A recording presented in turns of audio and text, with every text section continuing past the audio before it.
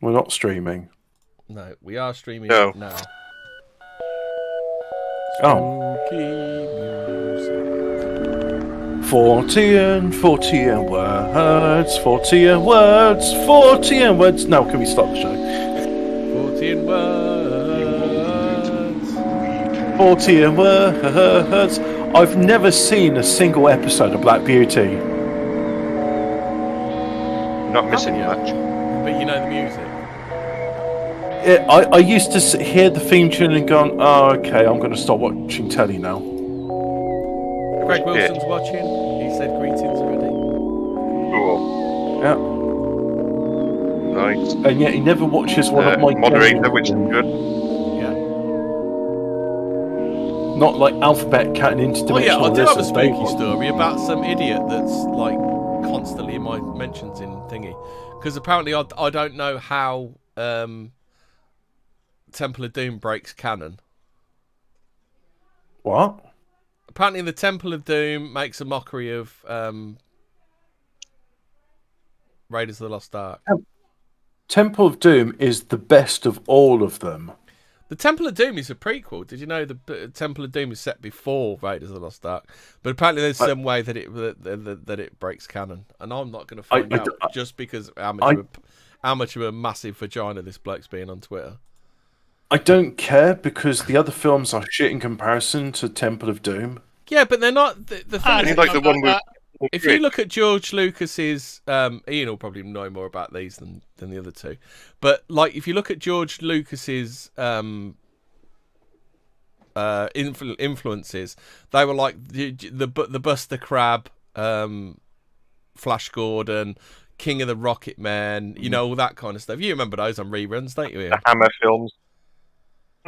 The Hammer He was really films into the because Hammer he films. used He was into those Christopher old Lee black and- and white serials because that's what he was trying to evoke. And Oh, in he those, used Well, did that's you ever why watch? used Did you ever Hammer watch actors. King of the Rocket Men when you was a kid, Ian? Like David Prowse I was. did, yeah, I do Frankenstein's remember. monster. It was kind of called remade as well into the Rocketeer in sort of more modern times, wasn't it? But Hey, do you I remember? remember Do you remember the- how the episode would end and he was in a flaming wreck and you didn't see him jump out or anything, and it's like, oh no, the King of the Rocket Men's dead. And then the next episode, it starts with him jumping out of the car before the car goes off the edge of a cliff, and you're like, that's bullshit. It always ended with a cliffhanger of some kind. Oh, but Lucas, though, he did like the Hammer films. That's why he used Christopher Lee and he used Peter Cushing in Star Wars, didn't he? Mm. And David Prowse. I mean, he's Yeah. a famous Hammer. And actor. Mr. Bronson off Grange Hill. Just why was Zamo never in Star Wars? Use the Died of a smack. heroin overdose. Use the smack, Zamo. Use the smack. He was punching above his weight with that girl he was seeing, though, wasn't he? She was fit. Kelly. He was it Kelly? I don't know. He was a little fat guy, wasn't he? And he was with this thick girl. But anyway, Yeah. fiction anyway. It wasn't real. The other spooky thing we want to talk about is DLCs becoming a part of real life. Is this proof we're in the Matrix, Hobbit? Well, it just more and more they keep going like, oh, games have microtransactions and subscription fees. That's a good idea. Why don't we Let's make spread this that, into the rest of life? It started off because I told Hobbit a story. Like my boy's got a Razer something or other headset, and he comes to me and goes, "This has stopped working. What's wrong with it?" So I try everything, Googling and everything. Eventually, I'll figure out that you have to register it on day one when you when you buy it. Otherwise, it stops working after about 6 months. Nice headphones you got there. It would be a shame if they stopped working for Shame if some someone reason. just turned it off because you didn't register it on day one. Like, but looking at I had to go around all kinds of stuff, like going through my Amazon and digging out the receipt just to make these headphones work. It was fucking bizarre. What sort? And it's the famous one is BMW. It's like nice heated seats you got there. It would be a shame you stopped paying a monthly subscription fee. Yeah. Do you have your season pass for those heated seats? Yes. It's like, imagine did having EA did EA buy BMW or something? Did they? I don't know. It's like and of course you'd invalidate your warranty if you try to bypass the subscription feature. But it's just like, imagine you've got like a switch which controls. I mean, a heating element is not a very advanced piece of technology. You've got like a thermal safety shut off. You've got your wire which heats up. It's resistive wire, and you have an on-off switch. And when in the more fancy ones, you'll have like the best way to do a temperature control on a heating element is to have it like when you slide it up and down, it turns off various parts of it rather than using. Like, well, didn't the thermal switch in old hair dryers? It was like the wire would heat up and then curl away, and then that'd stop that'd turn it off until it cooled down again. Yeah, that's a very good. I mean, that is a bimetallic strip, and I think a lot of toasters work that way as well. They get to a certain temperature, the bimetallic strip does it, and then the spring contact goes. And there's this. Yeah. I think there's still a patent on it, which is why we've never seen like China replicating this toaster. But there's something called the Sunbeam toaster, which I think is incredible. Like, it puts the toast Sunbeam toaster. Have you seen the Sunbeam toaster? It's this 1930s technology. Yeah, have you paid your subscription to your anti-lock brakes? Yeah. It's like, oh, you want doors? Well, that's a premium extra. You'll have to get the doors. You need to do the sketch where someone goes into a really long skid and they go straight into the app to put the anti-lock brakes on. And it's like, you're trying to do that, but of course it says we need to verify it's really you, and you have to do a captcha whilst your brakes are locked up and you're trying to not swerve the car. But at the same time, it's like, click on all pictures showing a dog, and you're just like bouncing around and stuff. This is the thing. Can you imagine, like, if you go back to like the people like Philip K. Dick and Asimov and saying, you want to see a dystopia? Imagine you've got anti-lock brakes. All right, let me explain what an anti-lock brake is. Right, we got anti-lock brakes. Imagine you have to pay a subscription fee for that, but we have this thing called the internet. Okay, here's the thing called the internet. It's a bit like your wireless radio, but it's interactive. Right, now imagine you've got to like tell a computer all the pictures which show a dog, otherwise it won't believe you're a human, and then you'll be able to like pay. This is just so you can get to the payment section of it. You've got to pay, then it will have to wait a few seconds to say processing done, and then you'll wait like a few minutes. Now your anti-lock brakes will be re-enabled. Oh, Dom says, I wonder if pacemakers have built-in obsolescence. They do. Is it every 10 years they have to be changed, is it, Hobbit? Yeah, but that's because of how long the battery lasts. Yeah. Nobody really wants an external battery on that one. I believe the first pacemakers were made with with external batteries. Because fucking hell, yeah, that sounds horrible. Yes, so you had some wires coming out of your chest.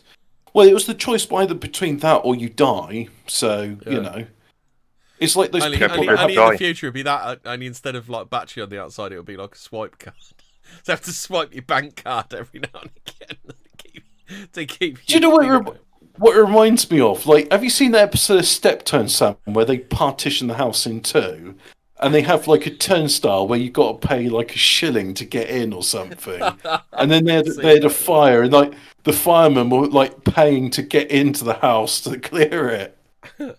It was really funny because like they put the television halfway between their partition, and they kept sort of like pulling it between themselves because like the son wanted to watch something intellectual and the dad wanted to watch tits on he was TV a striver. He was a striver, weren't he? That was it, yeah. So Capstan and you think Harold was a striver then? Is that what you're saying? Well, he wasn't he? Was he being intellectual and like wanting to do more? And he was like preparing for a skiing holiday by like turning the roof of the house into a ski ramp and then breaks his leg.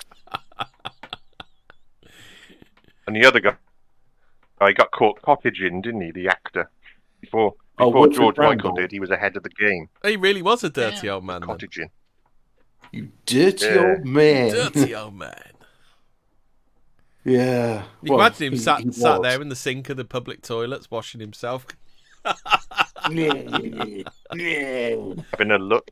Having a fried egg sarnie. Even Yeah. even other men the nod. Yeah, yeah, yeah, yeah, yeah, yeah, yeah, yeah, yeah, yeah, yeah. Apparently, there's an American version of it, isn't there? Called Sanford and Son. It's just two black guys, isn't it? In a junkyard, as they call it. A junkyard. Yard. I bet they completely missed the point of it, didn't they? They don't call it gardening, they call it yard work. Yeah. Right, And there's an American in between us. Shall we get on with the show? Because we've got lots of dastardly people to talk about. But I want to talk about toasters. One in the teacup killer. Yeah, Graham Young. Well, that's one of them. Yeah. If we were there, I put some other poisoners in the list as well. If we've got time to talk about. We're talking about Richard B. Riddick. It's generally a woman thing, isn't it? Poisoning. Well, some men are like low enough to do it as well. Yeah. So Graham Young was born on Sunday, the 7th of September, 1947, to Frederick and Bessie Young. Well, a couple of quality names there, Bessie. In Neasden, Middlesex. He had an older sister, Winifred. After his mother... I've noticed that the various stuff you read about this, some people are really disparaging about Neasden. Some people really have it in for Neasden. It just sounds like... Isn't that one of those like typically British middle-class places, Neasden? And Neasden? Yeah. In Middlesex. It's probably quite diverse now. Yeah. There's probably a lot of people with Middlesex there. He had an older sister, Winifred. After his mother died of tuberculosis when he was 14 weeks old, Young was sent to live with an uncle and aunt while his sister went to live with their grandparents. Several years later, Young's father remarried and the family were reunited. And obviously you would have thought it'd be all smiles. Oh, I'm back with me dad, it's lovely. No, but Young was fascinated from an early age by poisons and their effects. He considered Victorian poisoner William Palmer, I suppose we'll have to look into him in a bit, William Palmer to be a personal hero. He also read extensively about black magic, Adolf Hitler and Nazi Germany. Good mix there. Completely normal black. Yeah. That's what I read about. And I don't go around poisoning people. Yeah, do you? In 1959, as he passed his 11 plus and went to grammar school, Young started to read books on advanced toxicology. I read those as well. Yeah. I don't know where you get books on advanced toxicology. Did he not do basic toxicology? That's for amateurs, obviously. Yeah, just straight onto the advanced. I'm sure he probably could have missed some stuff out. In early 1961, Young acquired what do you call it? I bet antimony. Antimony, tomato. A couple of different things. From a local chemist, signing the poisons and register in the name of Emmy Evans. So the lad's 15. All right, Gov, I'm Emmy Evans. Can I buy some antimony? What for, Malado? Emmy Evans. I don't know, stuff. Did you know that's poisonous? No, but I won't do anything bad with it, honest. I can imagine that was something like the conversation. His knowledge of poisons and chemistry convinced the chemist he was older than he appeared. So just hello there, good man. I know quite a bit about chemistry. Look, see, I'm older than 15. Beginning in February, he began poisoning members of his family. First, his stepmother Molly suffered vomiting, diarrhea, and excruciating stomach pain, which she initially dismissed as bilious attacks. Do people still have bilious attacks, or not anymore? Oh, bilious attack. That's There's a bilious attack. Yeah, I was suffering those before gallbladder was whipped out. Biliary colic. Because I was just reading it. Biliary colic, also known as symptomatic scoliosis. I do struggle with those. That's easy for you to names. A gallbladder attack or gallstone attack is when colic occurs due to a gallstone temporarily blocking the cystic duct. Typically, the pain is in the upper right part of the abdomen and can be severe. So, antimony or antimony is a chemical element. It has the symbol Sb from the Latin stibium and the atomic number 51. A lustrous grey metalloid. It is found in nature mainly as the sulfide mineral stibnite, Sb2S3. Antimony compounds have been known since ancient times and were something, because that's all that came up. So she had bilious attacks. Nice. Before long, his father... Bastard. But can you imagine that if a doctor said to you today, I'm afraid you're having a bilious attack. Before long, his father The suffered... fuck is that, I would say? Yeah. Before long, his father... Because that just sounds like a bit of wind, doesn't it? Before long, his father suffered similar stomach cramps, debilitating him for days at a time. Soon after, his sister became sick on a couple of occasions over the summer. Shortly afterwards, Young himself fell violently ill. It seemed as if the mystery bug had spread beyond their household. A couple of young school friends had similarly been repeatedly absent from school, both suffering from similar symptoms. In November 1961, Winifred was served a cup of tea by her brother one morning, found it to taste so sour she took only one mouthful before she threw it away. While on the train to work an hour later, she began to hallucinate and had to be helped out of the station, was eventually taken to hospital where doctors came to the conclusion she'd somehow been exposed to the poisonous Atropa belladonna. Deadly Nightshade. Yes. Yeah, My grandmother used to take a medicine derived from atropine. I can't remember. I'll remember the name when the show's over, most likely. Yeah. But it used to be for digestive issues. Problem is that the therapeutic dose is very close to the lethal dose. Young was confronted by his father, but he claimed that Winifred had been using the family's teacups to mix shampoo. Okay. Was that a thing people did in the 60s, was it? Just make my own cosmetics. It's no big deal. You could piss in the shampoo for a laugh, can't you? So when someone washes their hair. And, Unconvinced, Young's father searched his room but found nothing incriminating. Nevertheless, he warned his son to be careful in future when messing about with those bloody chemicals. Yeah, bagum, lad. Yeah. They were a northern family, were they? What the fuck? Yep. On Easter Saturday, 21st of April 1962, Young's stepmother died. Her death was attributed to a prolapsed cervical disc, which was believed to have resulted from a road accident. Much later, Young told police he poisoned her with a lethal dose of thallium. Thallium poisoning, prolapsed cervical disc. I should think they're very much the same, very similar symptoms, aren't they? Oh yeah, I mean, one's like I can't remember. The only reason I can't even remember what the story's called. It's a very interesting story about trying to solve a problem with the sun on Earth. And well, no, it's not the sun. It's more like there's an alien contamination, and the aliens, because anyway, point being is they were trying to eat some of the alien food, but analysing it, it's like, oh, we can't eat this, it's got thallium in it. And the aliens are saying, are you sure it tastes good? And it's like, yeah, we're absolutely sure thallium's poisonous. Yeah, so if you got thallium poisoning, you might not have thallium poisoning. It might be a prolapsed cervical disc. Very similar symptoms. Thallium. It sounds like Valium. Thallium is not to be confused with thulium. Thulium. Yeah. At her wake, Young poisoned a male relative after lacing a jar of mustard pickle with antimony. I think this bloke may have a problem. I'm not sure, but I think he's got a bit of an issue.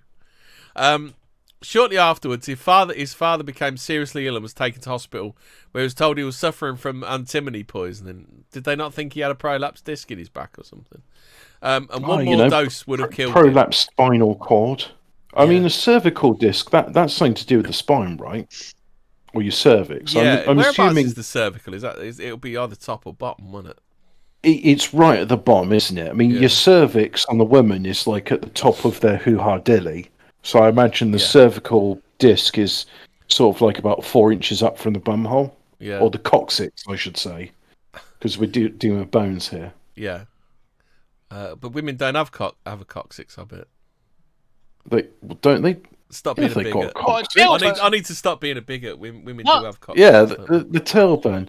Oh, you'll be pleased to know that thallium is malleable and sectile enough to be cut with a knife at room temperature. Lovely. Yeah.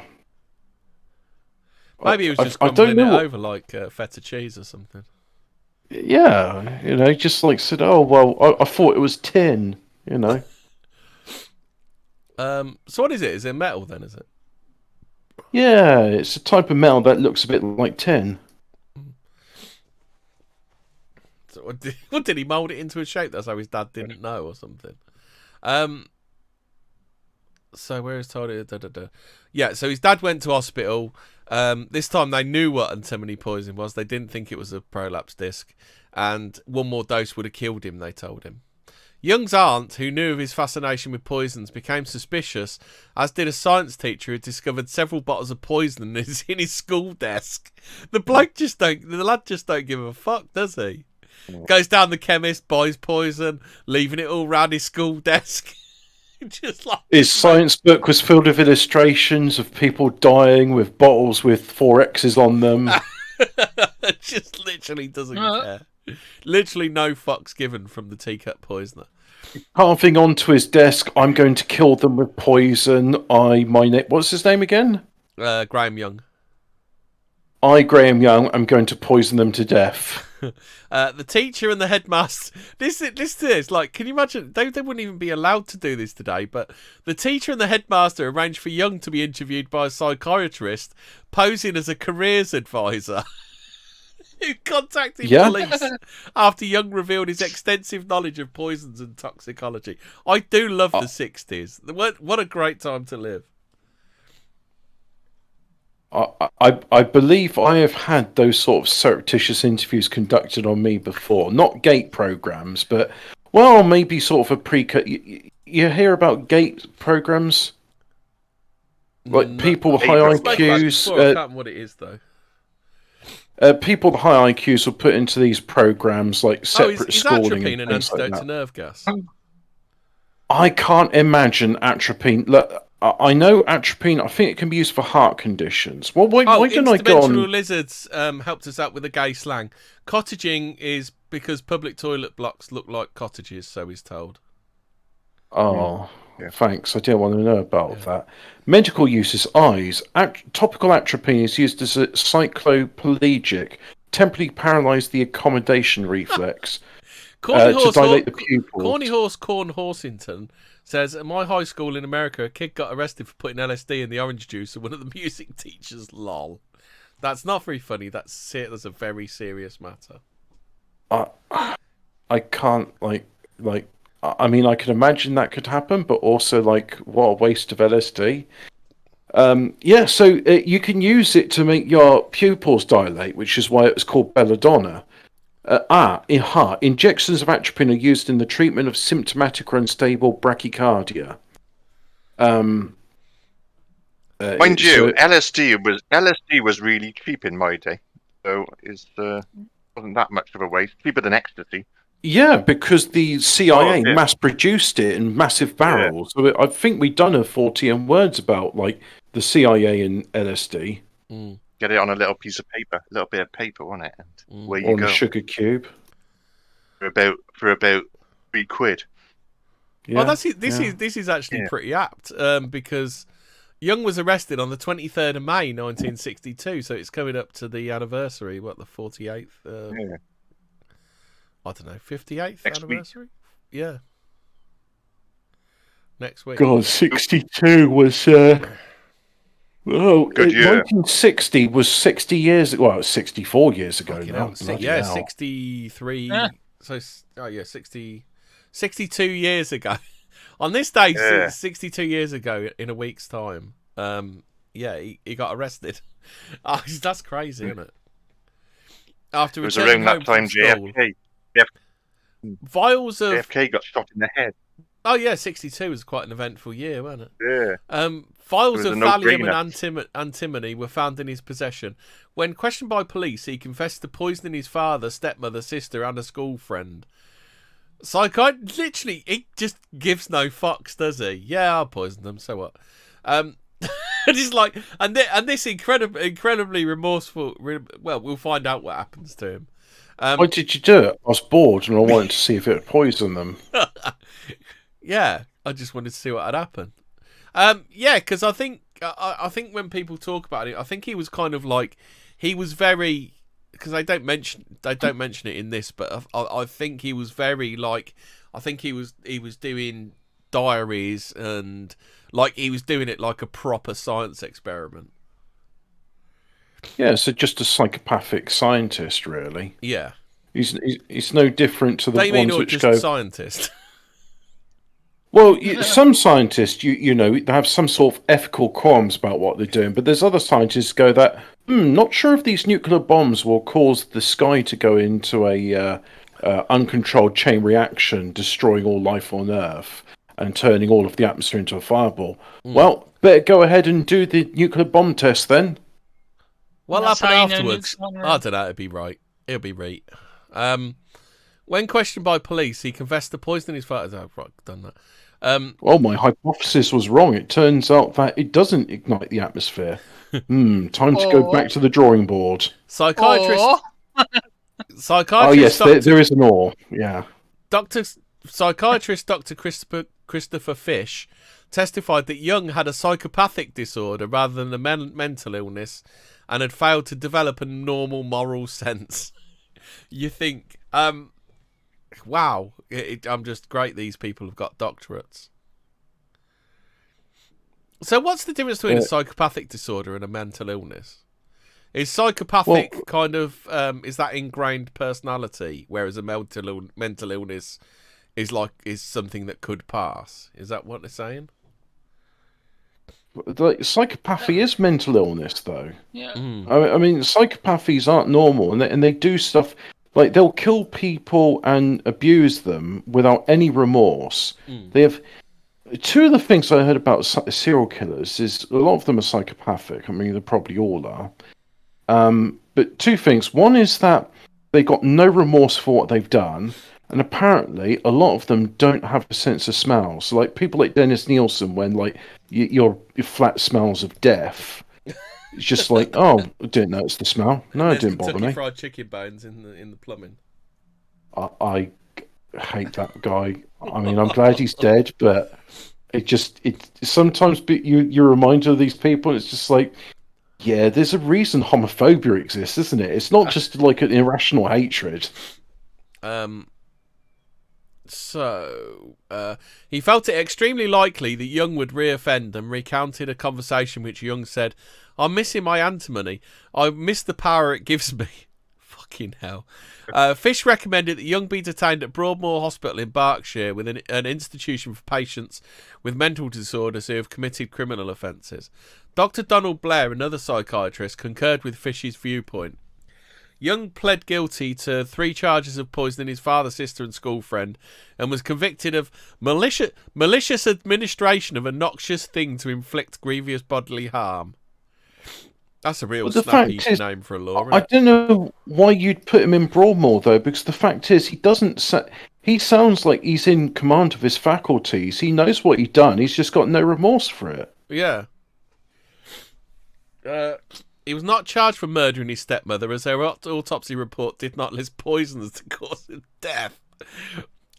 Oh yeah, I forgot. Well, she was spewing her guts out because she had a bad back, weren't she? Yeah, that causes people to vomit. Oh, well, actually, yeah, if you're leaning over all the time, of course you're going to vomit, right? A broken bones are nauseating, so let's put it that way. But fuck's sake, that's not. Sorry, I'm just angry with the coroner. Yeah, dickhead. The judge, Justice Melford Stevenson, ruled that Young was to be detained under Section 60 of the Mental Health Act at Broadmoor. Furthermore, he was not to be released for 15 years without the approval of a Home Secretary. Just Just remember that Dr. Fish said it was extremely likely that Young would reoffend. So what we'll do, we'll put him away for 15 years at age 14. I've got the. He would have got to know Jimmy Savile there as well, wouldn't he? So, yeah. Would have. Maybe It that would would have have been a just It would have been better punishment. if he would have got to know Jimmy Savile. At least he could have put something in his fucking And if he was tea. age 14 as well. Just think I've Graham got Young could the- have prevented Jimmy Savile. He could have been the I've hero got we the. needed. Yeah, actually, yeah.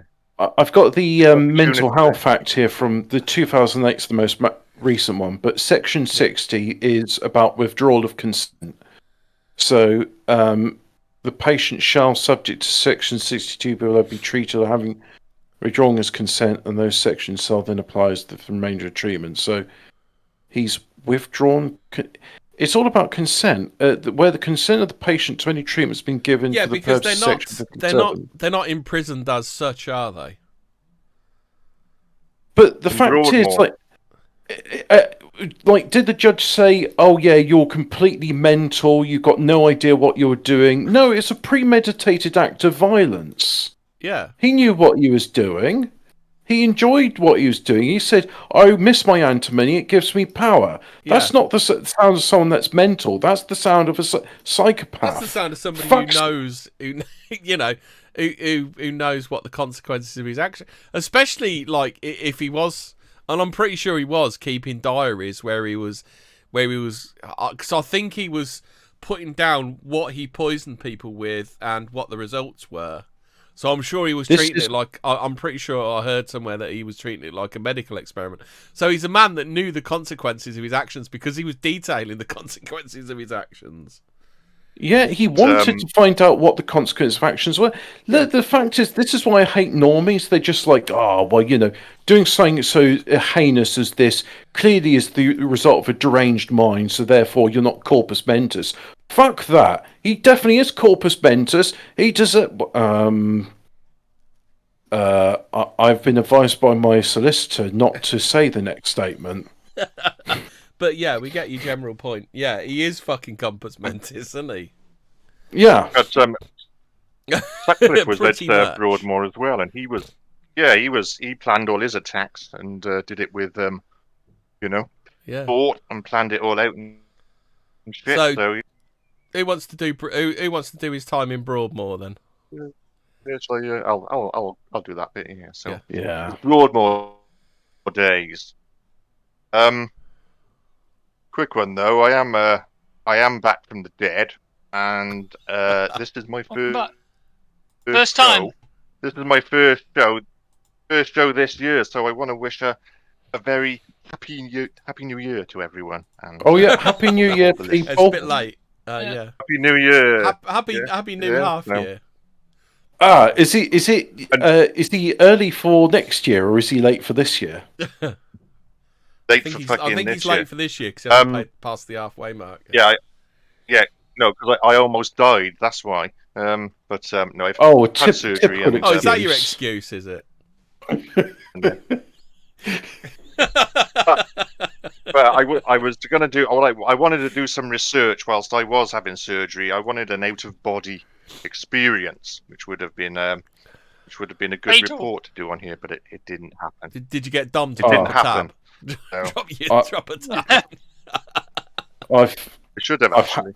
had a few out of body out of- experiences, unlike- and they're not what they're Good. cracked up to be.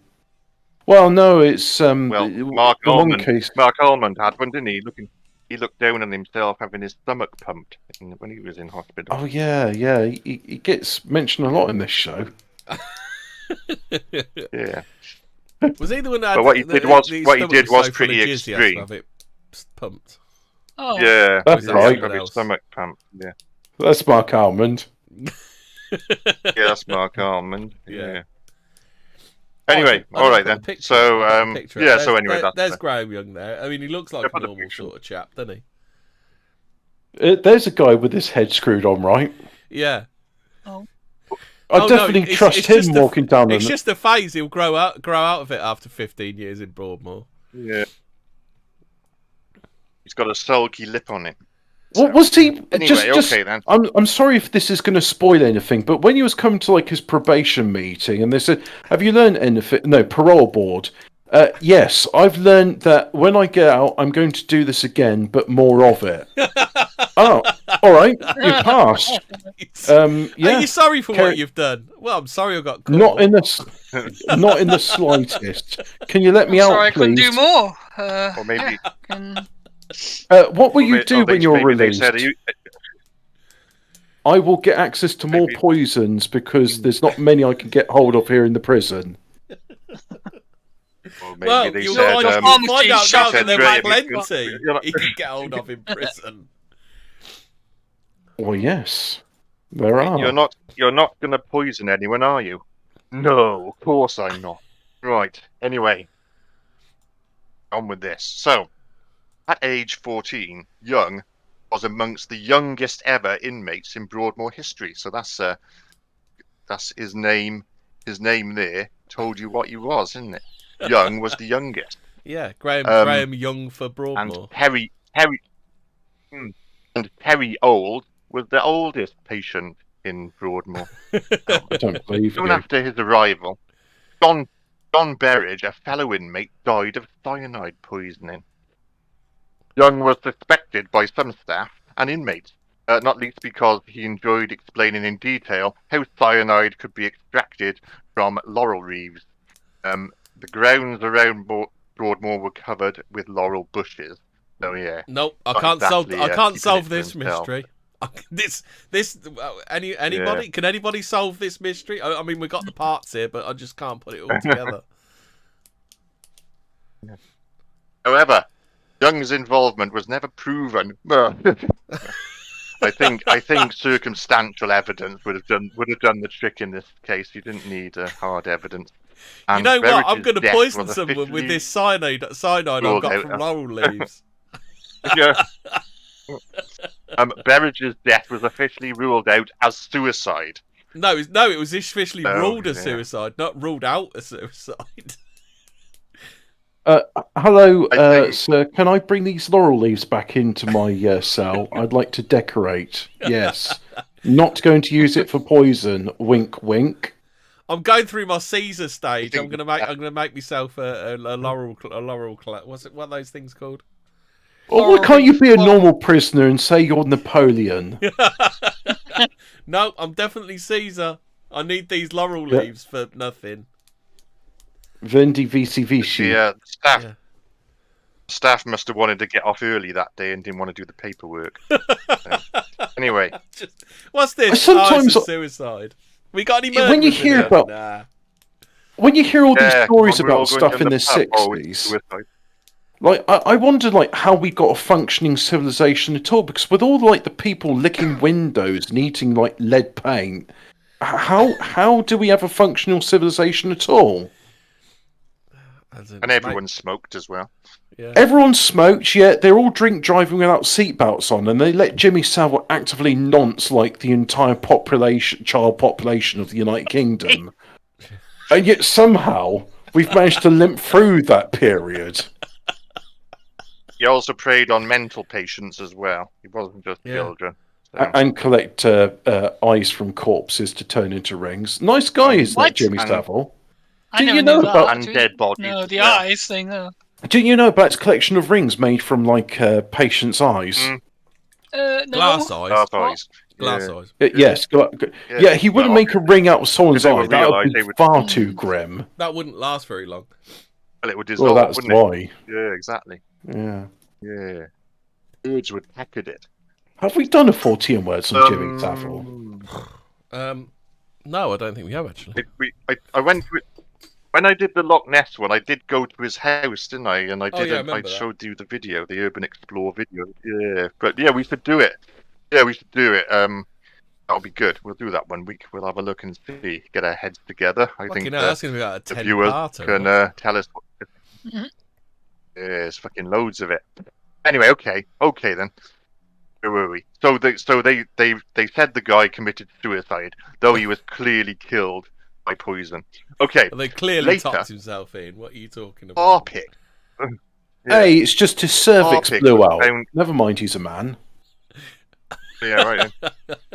Okay, so Harpic was found in a nurse's coffee, and the contents of a missing packet of sugar soap were discovered in a tear. So Just Was for, that Berridge doing it from the from the grave? Was just for those across. yeah. You know, it's just one of them things. Did they just rule it as one of them things? Like, no, there's nothing to see here, no pattern going on. Berridge's poltergeist was doing it, and just to get Young in trouble. Well, he's Those of committing us not in the suicide. He weren't UK happy about watching committing this. suicide, so he's not Bit trying like- to encourage other people to commit bit suicide like- in the same way you do. Harpic is a brand of Bit like toilet Candyman. cleaner. Yeah. Yeah, I thought it was right. worth explaining to like those that No. don't know what Harpic is. Yeah. Harpic bleach. A bit like Candyman, isn't it? Because what Candyman used to do, he'd go and haunt someone, kill some people. give Did they have to someone say the knife, Berridge's name and fuck off. three times in the Bleach. mirror, and then poison was found in people's coffee? Yeah, more than likely. And it was Just, based I on just purple love the acid. 60s. Just Right. people smoking fags and not giving a fuck, isn't it? It's like Exactly. And the Krays were running riot. they're like, do you want to We're do taking the drugs paperwork galore. on this one, Brian? Nah, I don't think so. More than my job's worth. Yeah. Gotta go and drink a pint of bitter out of one of those glasses with dimples in and a handle. So Right. we've got Smoke we've got Berridge's everywhere. suicide note. It says it was Graham. Oh well, just screw that was up. not Throw me, it it in the was the bin. other We'll call three. this one a suicide, lads. That's it. We're done. Yeah, Yeah. jobs are good. And right, so- when's yeah, the pub open? Yeah, the match is starting in 10 minutes. Right, okay. So anyway, Young continued to read medical and toxicology textbooks obtained In from Broadmoor's Broadmoor. library. In Broadmoor, they Um, have medical and toxicology textbooks. In Broadmoor. You know, that's what It's the a bit of medicals like reading. apparently. You know, some Enid Blyton toxicology manuals. So they have That's like giving God, yeah. Fraser. it's like giving a rapist a book on how to rape, isn't it? Like, while inside. The Ladybird do they have book throat of, slitting for? Is it advanced SAS killing techniques in there as well? the Ladybird book of Yeah, raping. fucking. Or give a rapist a porno mag so he gets an erection and then can't control himself. Spot does throat slitting. Right. Yeah, exactly. Anyway, back. He also continued his interest in Nazism. Yeah. We read in William Shatner's Rise and Fall of the Third Reich. William Shire's not No, Shatner. William Shire's, Yes, I was going to not say William it's. Shatner. No. They said that on purpose. I thought they would get her. Yeah, Oh, isn't it? well, yeah, William yes, Shatner but is that. sorry, Still I'll alive, just... isn't he? William Shirer. William Shatner is. William Shirer, yeah. Yeah. And Lord Russell's Scourge of the Frostica. At one point, Young grew a toothbrush moustache and took to mimicking speeches of Hitler and listening to musical compositions by Richard Wagner, who had been one of Hitler's idols. Now that's interesting because that's Ian Brady was also had interest in these things as well. Wasn't Brady? I We didn't think grow I a Hitler may have moustache. heard this somewhere. I mean, it may be something I've completely just made up, but I'm pretty sure that Yeah. Brady spent a time in Broadmoor and they spoke to each other, and I think they may even have fell out. I think Brady probably was in. I don't think he was in there like the sort of time that Sutcliffe was there, but yeah, he was. I think he probably was there for a while. But yeah, Brady though, he used to listen to Hitler speeches and shit like that. But again, I read books like this, so Here you I go. haven't got a Found it. Christmas stash. I Though, found it. Where is it? Due to the notoriety of his case, Graham Young lived in constant fear of being poisoned by fellow inmates while in Parkhurst. But one person in whose company he felt relatively safe was the Moors murderer Ian Brady. In 2001, Brady won a long battle for the right to publish a book, The Gates of Janus, in which he offers an insider's view on a number of serial killer cases. One of those chosen for this rare accolade was his old friend Graham Young. He sometimes grew a Hitler moustache, remembers Brady, fastidiously trimming it with a razor until the skin around it was red raw and the prison staff had to stop him. He tells of playing chess with Young on a daily basis, with Young favouring the black pieces, likening their potency to the Nazi SS. Brady claims he always beat him. The player bonded over their shared fascination with Nazi Germany. The bisexual Brady even sounds positively amorous when he describes how Young shared the boyish good looks of a mutual idol, Dr. Joseph Mengele. However, it sounds almost like a certain guy we know, say, post physique. However, he also reports that Young was genuinely asexual and suggests it was another example of him exercising power over the herd. Power and death were his aphrodisiacs, he asserts. Brady suggests that Young was like him, something of a Nietzschean in outlook, obsessed with proving himself superior Nietzschean to the common herd. Standards. Show Nietzsche. Am I a unique individual or simply a common insect? Do I possess the courage to act autonomously against man and... Fucking hell, these people love their self, don't they? Against man and God. The serial killer... They're fart sniffers. What they do is... just a bit, aren't they? They get a wine glass, they fart in it, and then they bring it to their nose to have a good old sniff. I'm getting notes of genius. The serial killer unfortunately perceives that the only real way to distance himself from the banality and senility of the herd is to exercise free will of the most extreme kind by killing others. Of Young's flamboyant performance in court, he writes, he probably likened himself to Reich Marshal Hermann Göring. Fucking cringe lords. Hermann Göring. Jesus I'm Christ. like Hermann Göring, I am. Are these proto 4chaners, are they? Rooting the Allied... It just sounds like PA for some reason. I'm not sure why I'm getting PA vibes from this. Routing the Allied prosecutors and dominating the proceedings at the Nuremberg trials. Or that simply be Brady's warped and rather ludicrous fantasy. He viewed his destiny in Wagnerian terms. Fucking hell. I think that'll do me. But yeah, fart sniffers. Do you know what's sad about that? Into them. Yeah. Like, I do enjoy opera, and Wagner's operas, they're not shit, they're good. But I feel sorry because it's just like... I thought all opera was shit. It's kind of like... imagine there's like a hobby you're interested in, but it's got the worst, sweatiest cringe lords available to it. And you just like, you don't tell people you're interested in that hobby because they're like, oh, you're like Ian Brady then. Corny Horse Corsington says, "What the fuck is it with psychos and obsession with the Austrian painter?" There's just something very charismatic about it, isn't it? There's something like got a lot something in common. really fart sniffery about it. I think it's because it's like gauche, isn't it?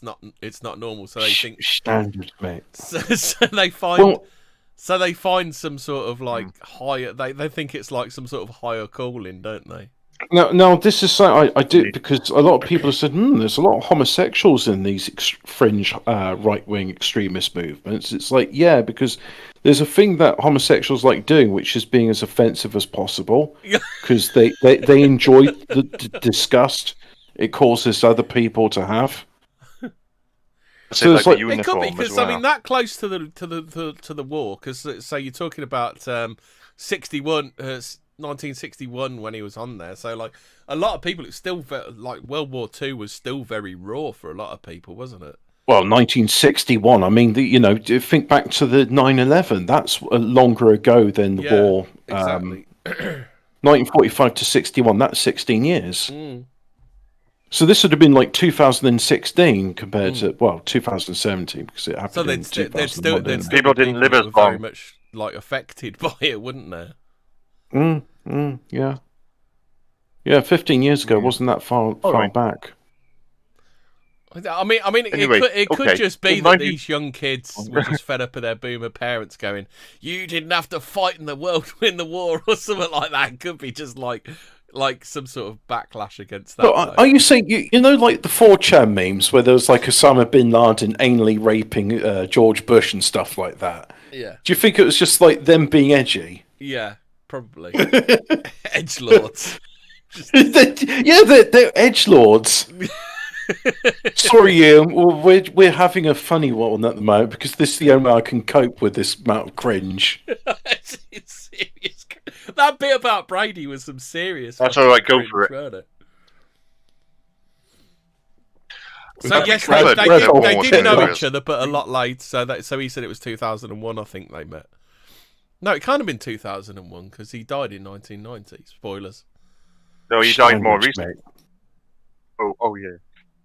Spoilers. We covered the Moors murderers. I can't remember. What have you done to poison the white race? Yeah.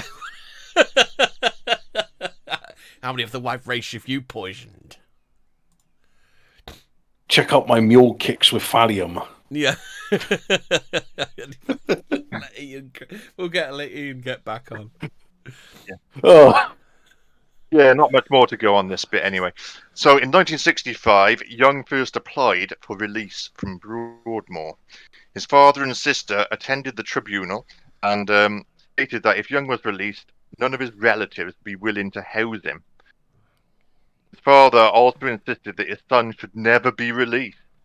Young's application was rejected, surprise, surprise, and 5 years later, in June 1970, Broadmoor psychiatrist Edgar Udwin wrote to the Home Secretary recommending Young's release, announcing that he was no longer obsessed with poison, violence, and mischief.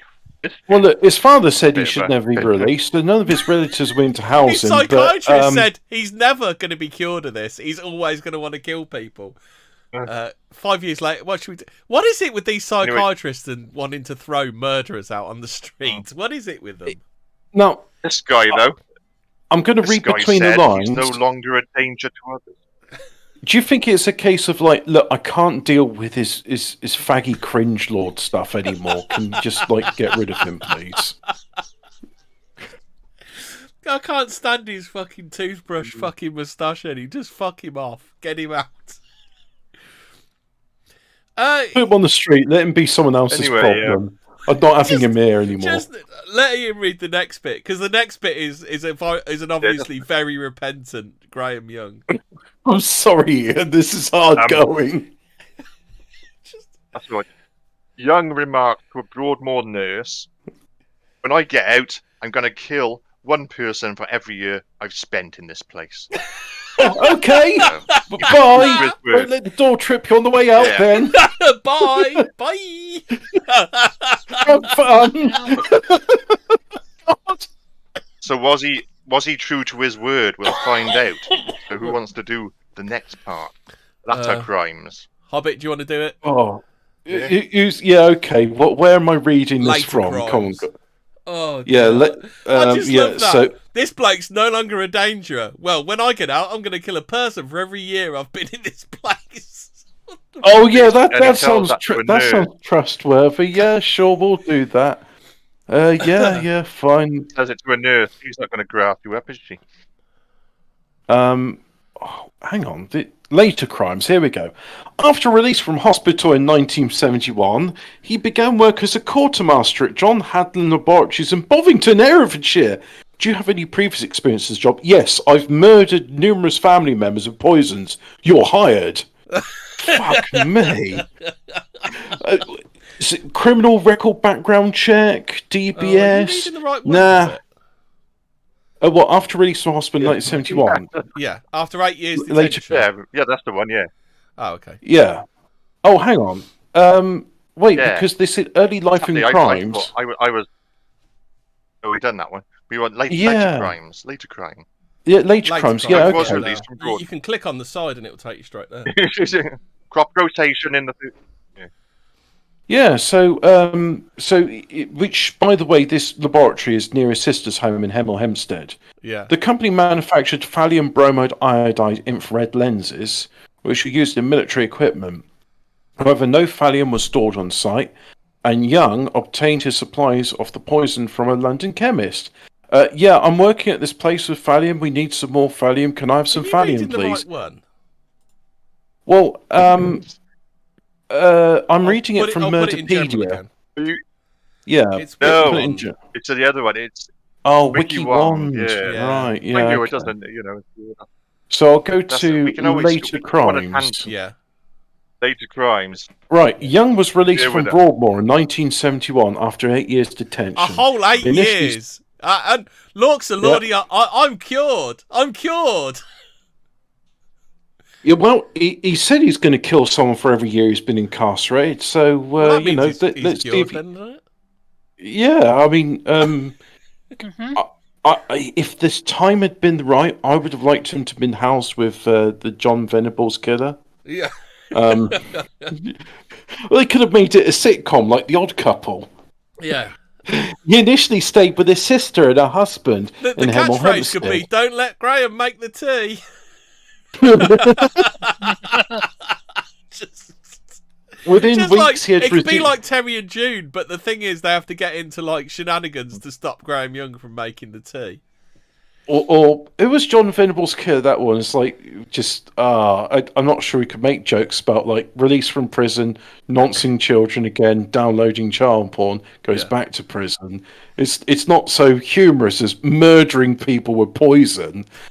But an attempt to acquire poison from John Bow and Croydon and Wigmore Street was unsuccessful, as the chemist Oh right, at refused to last, sell him without. somebody to. Well, you seem trustworthy, and you've told me you're going to murder people without this. But I'm sorry, I'd love to sell it to you, but I'm going to need written authorization saying you can have this. So yeah, Wigmore Street refused to sample. Young duly returned with the required authorization on Bradford College headed notepaper. Oh, Bedford College, Yeah. and was sold 25 grams of antimony potassium tartrate. It's like, yeah, can you sign this? Sorry, Your signature. Gov. We need written authorization. Hey, here's some college paper I've just nicked. Can I have some? Yeah, sure. Your signature looks a lot like the handwriting. Yeah, funny coincidence that. Anyway, Yeah. can I buy this now? Yeah, sure. He told the chemist he needed it for qualitative and quantitative analysis, yes, of murdering people.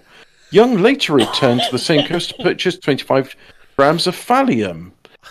Yeah, I need some thallium as well, because, LOL. Have you got any polonium in stock? No? Okay. Anthrax? Got any of the good Sarin? stuff?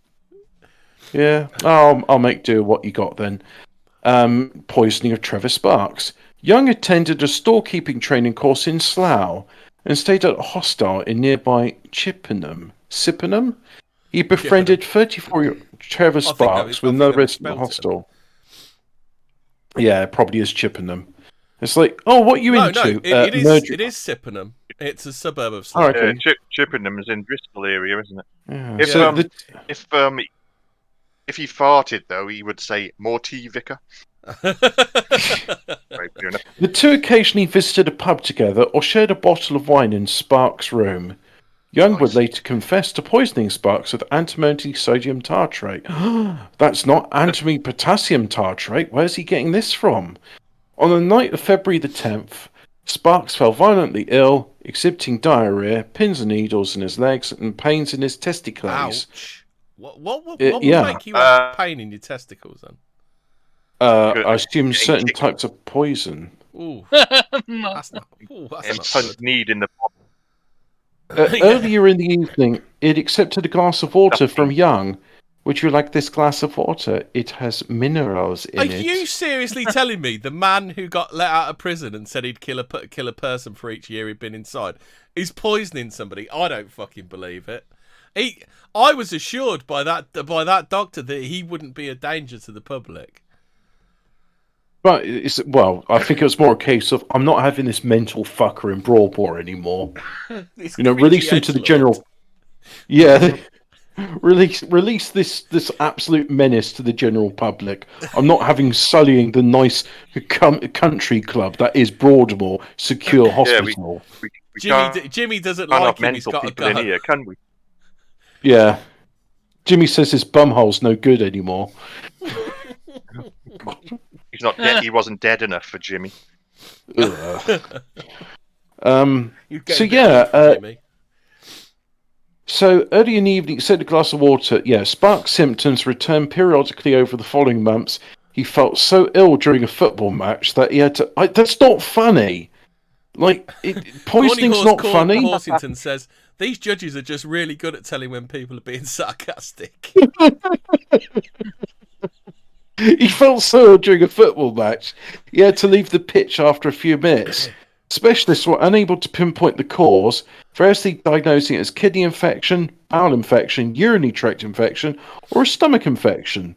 Doesn't that have all the hallmarks of a prolapsed cervical disc? Yeah, I'm surprised they didn't diagnose him with that as well.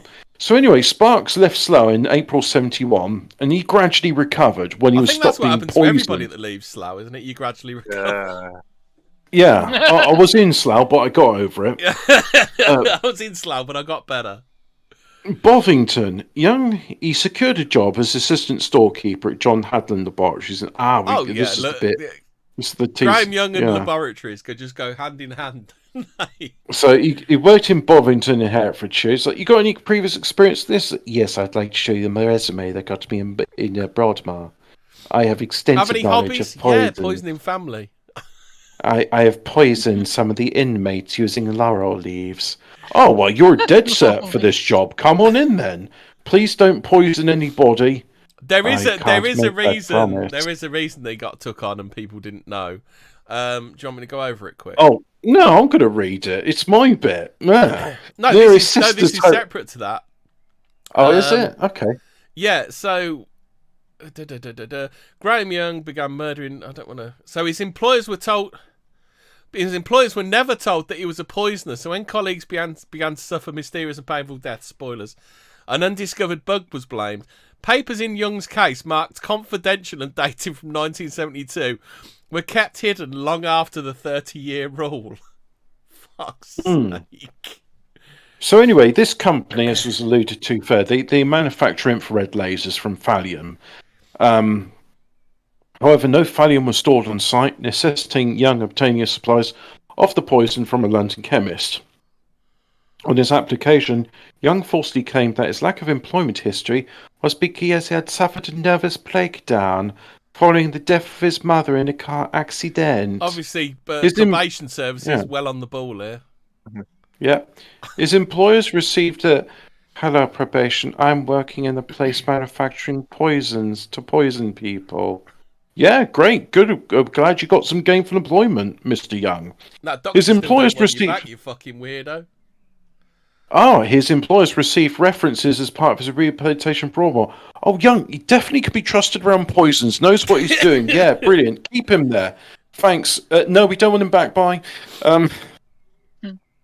So they were not informed that he was a convicted poisoner and a former Broadmoor patient. For fuck's sake! So they got his employers. So the references must have been false then. Like the government gives out false references for murderers. Like what? I think I can understand in this case. Yeah, but surely you'd just be like, "Oh, hi, I'm from Bovington Chemical Poisons Facility, and he's put you down as a reference. What can you tell us about him? Oh, yeah, he should definitely be doing that job. You can definitely trust him around that. That's a good. Wait, did you say poisons? Yeah.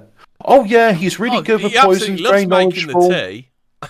Yeah, he's very good with tea. You also get him to do that for you. Not a problem. If he offers you a glass of water, accept it with no questions asked. Yes, definitely you should have him working at your facility that manufactures and handles poisons. Thank you, bye. Well, Mr. Young, your references were glowing in the dark. Something about gamma ray counts, but anyway. So Young left Slough and rented a room in Maynard Road, Hemel Hempstead, at £4 a week. Can I have a £4 a week room? Yeah, but you do have to live in Hemel Hempstead. If it was in Slough, I could. Yeah, in Slough, that's expensive. I've seen Hemel Hempstead. It was in Bottom, so yeah, maybe not. Young's new colleagues found him unpredictable. He could be surly and keep to himself, but on other days he could be more cheerful. During breaks, he usually sat alone reading, invariably a book on one of his favourite subjects: war, chemistry, the Nazis, or famous murderers. Young was not talkative unless one of his favourite topics was being discussed. Well, I'm sure autistic- Nazis and famous murderers were always being talked about at work. Have you considered using Linux to manufacture your poisons? Linux is the way forward. But Mr. Young, this is 1960. Unix hasn't been developed. Yes, we should be using Linux in our punch card machines. So, sorry, for some reason, I just think of a psychopathic obsessive with fucking Linux. Sorry, Alphabet Cat will understand. He'll appreciate. He saw my morning stream. Is Alphabet Cat in our chat? Well, Interdimensional Lizard. He'll read know it at some point. Yeah. So anyway, what's this? Diarrhea? No. Young was not. Yeah, that's it. His duties at Haddon included collecting drinks from the tea trolley in the corridor and bringing them to the storeroom. Each employee had their own mug, which made it easier for him to target specific individual of poisoning. Soon after Young's arrival at Hadland, Did the he probation started service pick this job out for him or what? We think you're a dead cert for this job. You should definitely go and apply for it. Yes, I think this will be good. The duties include being unsupervised with people's tea. Yes. His modus operandi was to slip poison, usually antimony or thallium, into their tea or coffee. Victims would fall ill with symptoms that include vomiting, stomach pains, nausea, and diarrhea. Initially, this mysterious illness was assumed to be a virus and was nicknamed the Bovington Bug. Other explanations put forward were contamination of the local water supply and radioactivity from a disused airfield nearby. Yeah, with the tap, with only one tap being affected. Yeah, funny that. Does anybody want to do Murder of Bobby Gorge? Fraser, do you want to do a bit, or do you want me to read again? Nah, you read again. Okay, so the murder of Bob, I'm not sure whether that's Eggle or Eagle. I think it's Eggle. Google. It's not really spelled, was it? Eggle. Bob Eggle, yeah. But it should Eggle be double G. Eggle. It's not spelled Eagle or Eggle. It's not just. It's a crap Well, name. Sorry, Bob. Okay, chat. How would you pronounce EGLE? Is it Eggle or Eagle? Or what if it's Eggley? Bob Eggley. Yeah, Bob Eggley. Sorry, Bob. Sorry, Bob. You're dead and all, but I'm gonna laugh at your name. Mr. Bob Eggley. Kill you Eggley. for having a stupid name, yeah. Yeah, Young's first victim in Bovington. Why couldn't he kill someone called Bob Smith? Was 59-year-old Bob Eggle? Eagle. Something. Bobby, we'll call him. A storeroom manager at Hadland and Young's immediate supervisor. Bobby was a veteran of the Dunkirk evacuation and was often asked by Young about his wartime experiences. He began to fall ill in June 1970. Graham Young was like fucking boomers banging on about the fucking war all the time. And that's what it was, weren't it?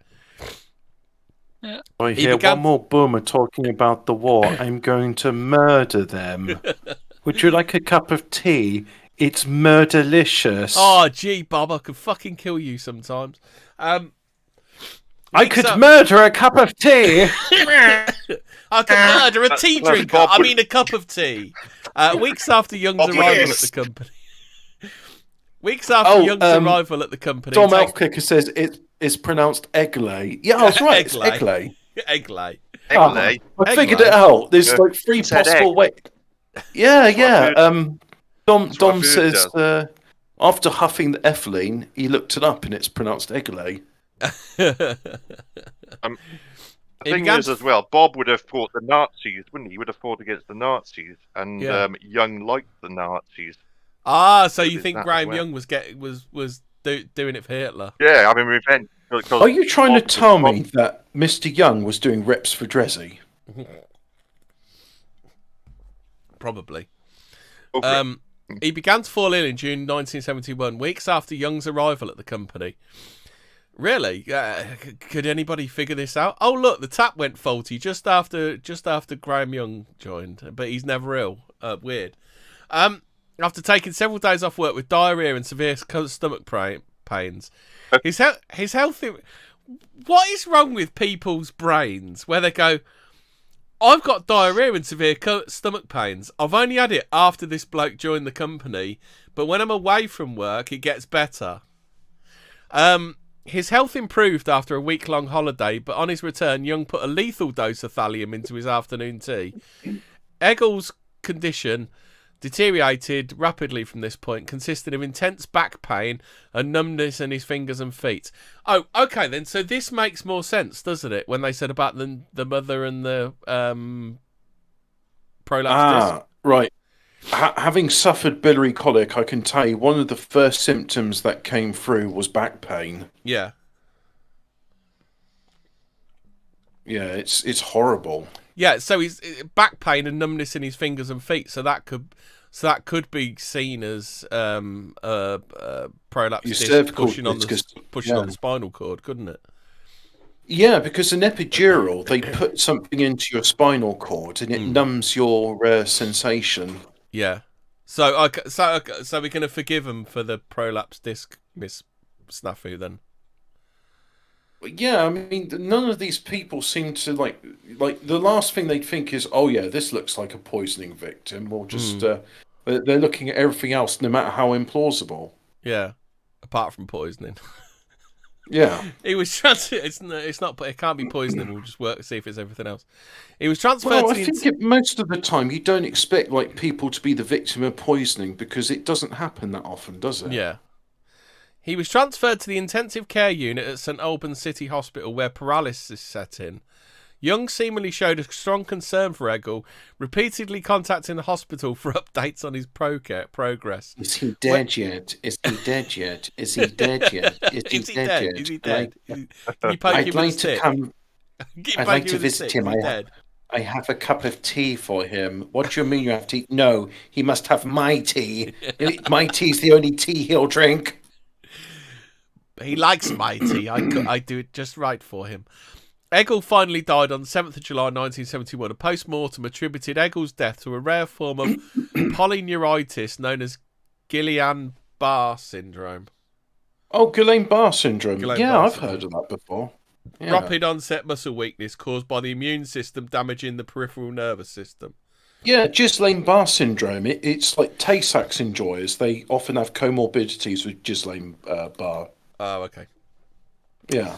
Young was chosen to accompany the managing director Godfrey Foster to Eggle's funeral as a representative of the department Eggle had managed. Foster recalled Young remarking how sad it was that Bob should come through the terrors of Dunkirk only to fall victim to some strange virus. Fucking Jesus Christ! Is this a one-man fucking 4chan? Nazi memes and sarcasm. He's taking the piss, isn't he? Just a bit. He's not a very nice man. No, I know. I know you spoke. The days they did exercise, you look like a wrong un. You probably are one. I think everyone looked like a wrong un in those days, didn't they? Yeah. Look at the Beatles. So, poisoning of Ron Hewitt and Diana Smart. During Eggle's absences, I'm so glad we're off him now. Well, maybe she wasn't so smart. Young targeted his assistant Ron Hewitt, poisoning his tea with antimony. Hewitt had already... By fucking hell, this bloke's just like bottles and bottles of bullshit in his pockets. Just like, right, I'll do you with antimony. Like, he's literally picking which poison to get to poison people with. This is just taking the piss. Dip dog shit, I will pick it. Yeah. Hewitt had already accepted a job at another company and was working his notice. Young was specifically hired as his replacement. After leaving the company, he suffered no further symptoms. As a result of Eggle's death and Hewitt's departure... Why is nobody adding this shit together? Why? Young was promoted to head storeman for a probationary period. For the next few months, his poisonings were limited to small doses of antimony in his co-worker Diana Smart's tea, usually when she annoyed him. Young wrote in his diary... Go on then, Hobbit. Do the voice. Oh, wait. This is Bob Smart. Rob wrote in his diary. Come on, where am I? Job at another company. It's about 3 or 4 lines. Wrong with his diary. Diana Smart irritated me yesterday. So I packed her off home with an attack of sickness. I only gave her something to shake her up. I now regret I didn't give her a larger dose, capable of laying her up for a few days. Fucking hell. What an edgelord. Like, Saki Yeah. comments in his diary about the people he's... in his... I mean, the one... If I was his, like, solicitor, the one thing I'd say in his defence is, like, look, he wrote that he was going to do it. He told you he was going to do it.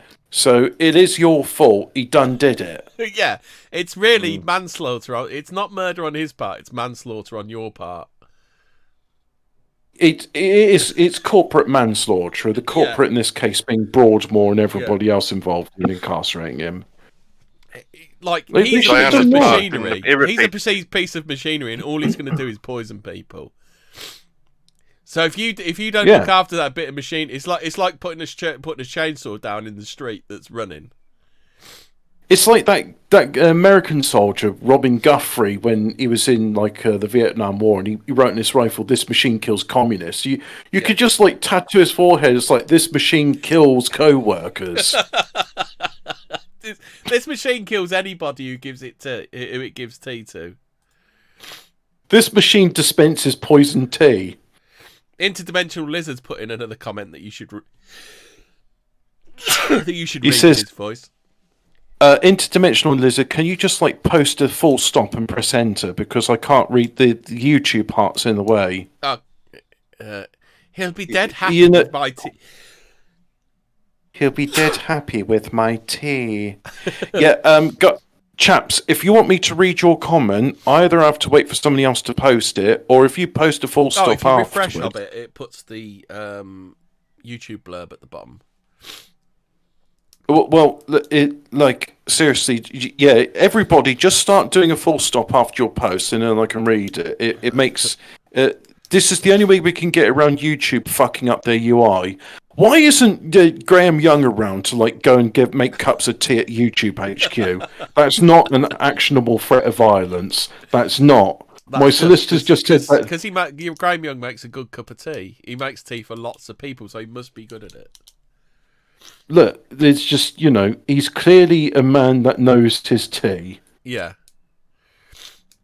He likes interesting flavours of tea as well. And if you just let him make some tea, maybe you chill out and stop putting horrible UI interfaces in it, which poison the experience for all the YouTube users. Who's the real poisoner here? This chap or YouTube? Sorry for that tangent. Carry on. On the 8th of October 1971, Young put... I've got the sneezes. Young put thallium acetate in David Tilson's tea. Tilson found the tea too sweet for his liking.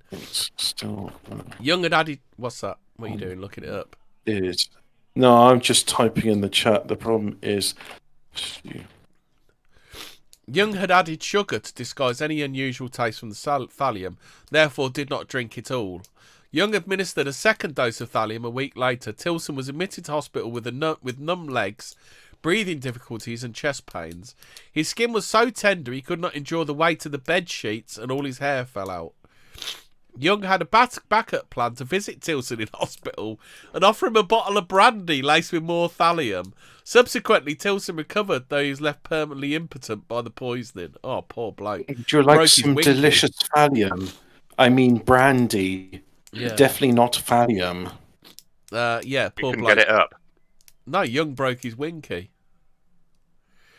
But to be fair... This ain't Young's fault, because Young said, I'm a poisoner, I will poison people. And they said, oh, you'll be fine. I poison, therefore I am. Yeah, I'm just a poisoner. I will poison people. I'm a little bit way, a little bit woe. I'm the poisoner. I'm Graham. I am Graham Young. I am Graham Young. I'm a poisoner. I poison people. I go round and around again. Put thallium in your tea. He's the poison. Sorry, who's it the one that sung I Am the Passenger? I am a passenger. Lou Reed. I am the poisoner. Was it Lou Reed or was it Iggy Pop? Oh, I think it was Iggy Pop. Yeah. Yeah, Elton John sang I Am the Poisoner I put it in your Is bum Iggy Pop still hole. alive? I haven't seen his gross old man body for a while because he loves going around with Yep. no shirt Oh, on. Dom says it's Iggy. Yeah. I am a A poisoner. solution is to use the heart emoji, or maybe not. It just makes the heart drift around. Yeah, that's the problem. It doesn't get rid of it. All you can do is just use some useless like hearts going up the screen. It's fuck you, YouTube. That's like an April Fool's joke that's gone on far too long. If Graham Young were alive today, he would be working for you. At the same time he was poisoning Tilson, Young also began poisoning another Hadland employee, Jethro Batt. Batt had become friendly with Young and would give him a ride home to Hemel Hempstead. Young admitted to administering 4 grams of thallium to Batt in 2 doses, enough to kill him. However, Batt found the coffee Young had made him too strong and did not drink it all. Nevertheless, Batt was admitted to hospital with stomach and chest pains. His hair fell out. The poisoning made him suicidal. Fucking hell. Batt ultimately recovered, but like Tilson, he was also left impotent. 2 winkies broken by Graham Young. Young apparently felt some Your remorse winky for poisoning doesn't Batt, work. writing Pray in his I diary. don't do more. Writing in his diary. Writing in his diary. Let's see. Jeffrey Batt was so the diary bit. Come on, where's the At diary the bottom, bit? last line. I feel rather ashamed of my action in harming J. Batt. Yeah. Nice guy. Yeah, he feels bad. He felt bad about something. I think that's good. I think he's I think he might be cured soon if he kills enough people. Yeah, you just let him kill like 28 more people, and you'll be right as rain. Yeah. He said he'd kill 1 for every year He's not killing them though. Yeah. Well, I making think, them I think he killed 3. I think the for every final year. count is 3, isn't it? Well, as long as he keeps to his promise, then he's rehabilitated. Yeah. I don't know. How many Jaffas did he create? Oh, he broke 2 winkies. Only 2. All right. Yeah. Fred Biggs is next. Fred Biggs, a 56-year-old local councillor and part-time employee at Hadland, was poisoned by Young with antimony, prompting the typical bovidum bug symptoms. Then on 30th October 1971, Young put 3 doses of thallium acetate in Biggs' tea. By the following day, Biggs had developed chest pains, had trouble walking. Within days, he was admitted to Hemel Hempstead. Oh, was he broken another winky? Within days, he was admitted to Hemel Hempstead General Hospital, then transferred to the Whittington Hospital in North London, followed by the London National Hospital for Nervous Diseases, now part of the National Hospital for Neurology and Neurosurgery. Are you clicking a pen whilst talking? Oh, can you hear that? Sorry. Are you stimming? Is it your fidget spinner? His central nervous system had deteriorated to the point he could not speak and had trouble breathing. His skin began to peel off. So what's causing that then, Hobbit? Do you know? Yeah, you cause enough cellular damage to people, and one of the first things that will happen is you'll have skin damage. I've been watching some Chernobyl recently, and they've been showing like the horrible effects of radiation poisoning. It's just like, so these like radiation poisoning type symptoms, are they? Well, anything which is sufficiently toxic is going to cause cell disruption. And when you get cell disruption, it's like, you know, if you get like a piece of meat and you marinate it and cook it long enough and it falls off the bone. Yeah. Well, yeah, you can do that with poisons. And Chernobyl. Because that's why you should wear shorts. Is thallium radioactive in any way? I don't think it is. It is poisonous, however. I mean, we've established it's poisonous, but it's like, hey guys, did you know this stuff that's poisonous is poisonous? Young expressed concern for Biggs' condition, continually telephoning Biggs' wife and the hospital directly to make inquiries. Biggs finally died on 19th of November 1971. Go on then, do Graham Young ringing up the family. Hello, it's Mr. Young here. I want to know, is he dead? Is he suffering? Yes, describe me the pain. Yes, so sad. No, that's not the sound of me masturbating. I think it's just leaves on the line. He is literally. He thinks he's a supervillain, doesn't he? Oh, it's like God, my God, it's not as if he was covering his tracks. Like, hello, Mr. Parole Board. Yes, I intend to murder somebody for every year you have incarcerated me. Starting with you, Parole Board. It was a way of admiring his work as well by ringing up these people. God, yeah, you're a complete fucking sadist. Just, A bit like Ian Huntley when he was. I don't think he's a sadist. I don't think he derives his pleasure from that. I think he drives. He's a process killer, isn't he? It's the process rather than the actual dead person, isn't it? Oh, so you're telling me what he's doing is he's being thorough, like please describe me your symptoms. I need them to put them in my diary. Yeah, I need them to whack off. I mean, put in my diary. I want sympathy for the victim of this terrible circumstance. Can you tell me if your husband's dead yet? I want to engage in onanism.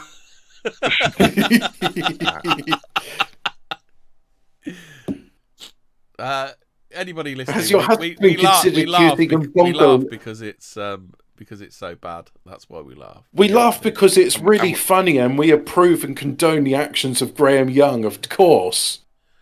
Yeah, try and mitigate that for me, my solicitor. Ian, do you want to do in the head? Do you want to do investigation and arrest? Yeah, I'll do that bit.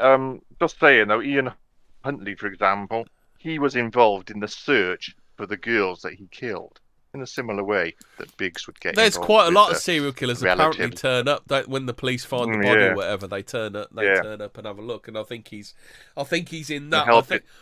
I'm not entirely sure that he enjoyed killing people, but he enjoyed poisoning them and seeing what happened to him, I think. Yeah. I think his regret is that if he puts too much poison, they die too quickly. He wanted to extend the suffering. I think he wanted more suffering. I think. But then again, like at some point he's had enough, and then he just whacks him with the big hit of thallium, doesn't he? Because the antimony. I think he does that for the torture, doesn't he? But then when he's had enough of that person, then he whacks him with the thallium, doesn't he? Yeah. What he's doing is the poison equivalent of edging. Yeah. He comes in with the money shot. The thallium's the money shot, and the vinegar strokes for him. Yeah. Oh God! Is this guy worse than Dennis Nielsen? I don't know. No, I think. Say what you like about Dennis Nielsen. Points for creativity. Yeah, well, say what you want about Dennis Nielsen, but like as twisted as it was, he did it for the love. This guy is just like cold, like calculating, like literally. He's like a Dr. Fauci, isn't he? He's like the Dr. Fauci of serial killers. So instead of on beagles with sand fleas, he's doing it on people with poison tea. Yes. Just think if Graham Young was still around, he'd probably have Chris Whitty's job, wouldn't he? Ugh. Anyway, okay then. Investigation and arrest. Management at Hadland became so concerned about the mystery sickness that they initiated an investigation. After 3 people had died. Not after one person had died, after 3 people had died. That's when they get concerned. It's fucking late now. Take your time about it. But anyway, meanwhile, one of Young's co-workers began to have suspicions about him. Mark noticed that Young was never affected by the bug and suggested he might be a carrier of the virus. Wow, these are some bright people, aren't they? Oh, look, it's definitely You safe can tell and effective, 2 meters apart. There's some top degree holders in this chemistry laboratory. This is the cream of academia working here at for the NHS. Yeah. For the NHS on a Thursday. Well, they put up barriers. They put up plastic barriers between the tables. They put in 2 meters apart. They said that we're doing safe and effective. Standing up, but when you're sitting down, it's okay to take your mask off. You can work from home. You can work at home and do fuck all. Oh yes, please. Can I do more of that? Anyway, Philip Dogmeat informed the management of Young's unhealthy interest in poisons.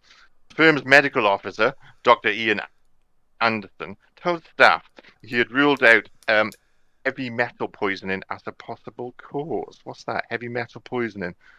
Oh, well, I could be exposed to which led cadmium to or an lead.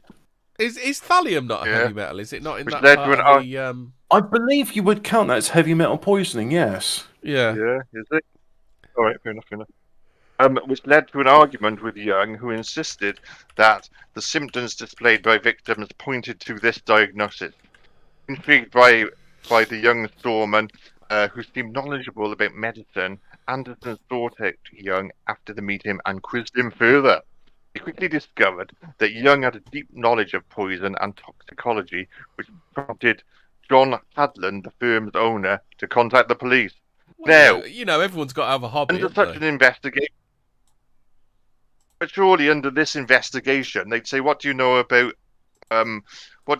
medicine and shit?" He'd say, "Well, fuck all, to be honest. I know nothing about poison," rather than tell you everything he knows. Well, this is what I'm saying. He's like a superhero. I think he's like a supervillain. He likes to give his speeches and let everyone know that he's like the Riddler, exactly. Isn't he? I'm so smart. You'll never investigating catch me officers alive. noticed I'm so smart that the onset of the Bovington bug coincided with Young's arrival at the company. A background check revealed his earlier poisoning convictions. Right, okay, so the game's up here, isn't it? At the home of his aunt and uncle in Sheerness, Kent, on the 20th of November, 1971. Nothing incriminating was found on his person. He denied any wrongdoing. But as he was being led away, his aunt overheard him ask the officers, which one is it you're doing for me? Oh, one sec, Ian. Hobbit, on the periodic table, thallium is in with lead, tin, aluminium, gallium. Does that mean it's heavy metal then, does it?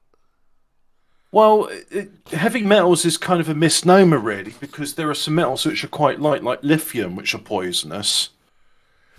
It typically refers to it because, like, the first heavy metal which we understood was poisonous was lead, and that is a heavy metal. Yeah. So it really should be referred to as toxic metals. Yeah. So they're called post-transition metals. Just a second. Is that a bit like a post-transition transsexual? It's like that, but it helps poison people. So, yeah, they've had the op. So, when police searched his bedsit, they discovered a large stash of bottles containing poisons, including 434 milligrams of thallium and 32.33 grams of antimony. The latter, 200 times the lethal dose. Other poisons in his possession included atropine, aconitine, and digitalis. His lodgings were also covered in Nazi paraphernalia, including swastikas and photos of Nazi figures. Police also discovered that was what's her name's boyfriend, Laura Taylor's boyfriend, had that in his house, didn't he? He went to jail for that reason. Yeah, he did. Yeah, he did. He was in jail, and I think he was causing trouble. But his crimes are less severe than poisoning people. Yeah, that's an example, though, isn't it? Eh? That's what stickering is. Anyway, I think counts as vandalism. Yeah, if you put a sticker on something. So he did 2 years for putting a sticker up. Anyway, it's a serious crime. Discovered a detailed unlike poisoning people. Yeah. Police discovered a detailed diary that Young had kept, noting the doses that he had administered, their effects, and whether he was going to allow each person to live or die. Upon further questioning by police, Young admitted that the initials in the diary referred to his co-workers.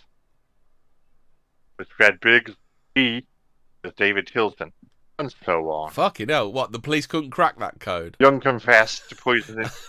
The police couldn't crack that code, could they? Now, bear in mind, we are the country that broke the Enigma code, but this was advanced cryptography that even they couldn't crack. Well, I guess no one could have figured the out that F boffins was at, Fred Biggs and D was David Tilson, could they? the boffins at Bletchley Park were busy that day. Yeah. Anyway, Well, Thingy had hung himself, hadn't he? So it was a bit late for Young that. confessed. Oh, what's his name? Alan Turing. Yeah. Yeah. Alan Shearer. Right. Shearer. Young confessed to poisoning Egley. Yeah, he hung himself. Egley, Biggs, Bat, Hilton, and Trevor Sparks. And said that he deliberately used different poisons in order to confuse doctors. He also boasted of having committed the perfect murder by killing his stepmother, Molly Young. That's not the He perfect spent 20 murder, minutes though. He's giving it explaining away. to the officers. You got caught by it as well. Yeah, exactly. Ian This guy's a Brady fucking idiot. was he wanted to commit the perfect murder, but he failed as well. He spent 20 minutes explaining to officers the effects that thallium has on the human body. When asked why he had poisoned people who were his friends and colleagues, Young responded, "Do you want to say that?" Oh, where Hobbit. are we? Bottom of... It's the bottom of investigation and arrest. Yeah. Just before trial in prison. So, I Young suppose I had ceased to see them as people. At least part of me had. They were simply guinea pigs. God, he That thinks was he's more a fucking Julian Cleary supervillain, than- doesn't he? I am above such petty concerns as human ethics. Meh. I will rule the galaxy. So yeah. I am the Trial Senate. and prison. Shall I do that? Shall I do trial and prison? Yeah, I'll do that. I'll do that bit, then I'll hand over, yeah. Trial and prison. Young was charged with 2 counts of murder, 2 counts of attempted murder, 4 counts of administering poison with intent to injure, and 4 alternative counts of administering poison with intent to cause grievous bodily harm. He pleaded not guilty, which made it difficult to find a barrister willing to represent him. Trial date had been postponed several times. Eventually, Arthur Irvin, QC, agreed to defend Young. John Leonard, QC, led the prosecution for the Crown. The judge was Mr. Justice Everly. Yep. The trial was held at St Albans Crown Court and started on the 9th of June 1972. I'd love to have the Safeguard. transcript of that court trial. Yeah. Like, Your Honour, my client is clearly guilty of these things, but I've been asked to represent him, so... He reckons he's not guilty. I'm looking forward to hearing this one. Yeah, but you're the defence. Yeah, but I'm still looking forward to hearing it. Yeah. Video would be good, like OJ's trial as well. But, And did anyway. he kind of rescind his statement? Did he say I rescind my statement where I said that they were what that the letters were applied to these people? Now you've got to figure it out, coppers. You'll soon find out. The jury could not be told of Young's previous convictions for poisoning. Well, it's not Young relevant, retracted his earlier confession to the police. Oh, immaterial. Leading the jury. I mean, claimed that he made it in order to get some rest. So yeah, What? so he didn't really. He was retracted saying he his earlier confessed so confession they'd to leave him police, alone, but basically. claiming he only made it. That's Yeah, Fuck exactly. yeah. Yeah. Nevertheless, the evidence against him was strong. was it? Prosecution called 75 witnesses. Yeah, 75 witnesses to give testimony. Young But he was a himself was the only model witness patient in his at defense. Broadmoor. Excerpts from Young's diary were read out in court. He claimed that the diary was a fantasy for a novel. Yes. Good excuse. Pete Townsend used a similar excuse, didn't he? I was researching for a book. Is what he said. But the book has never been released, Yeah. isn't it? That's what Did he that book said. ever come So, out, yeah. did it? I don't think anybody did it? would take it on, Anyway. would they? Yeah. Well, it was bollocks, and fuck knows how he got away with it. Anyway, examination of Biggs' internal remains. internal organs found thallium in his intestines, kidneys, muscles, bones, and brain tissue. The cremated remains of Circumstantial, Bob Your Honour. Egley, which had not yet which has not yet been Circumstantial. scattered, were also analysed. Ashes were analysed and found to contain 9 milligrams of thallium. The latter was the first instance of cremated ashes being used as evidence in a murder conviction. So yeah, so you live and learn, don't you? That's amazing. They would just have thought had the on fire- circumstantial evidence. They only had the diary with people's initials. Objection, in it. Your Honour. Circumstantial, If he was, hearsay, leading the jury, If misrepresenting the if he was evidence. That poor Jewish, QC going. He would have had to stand up. Yeah, we found thallium in their bodies. Circumstantial, Your Honour. No proof.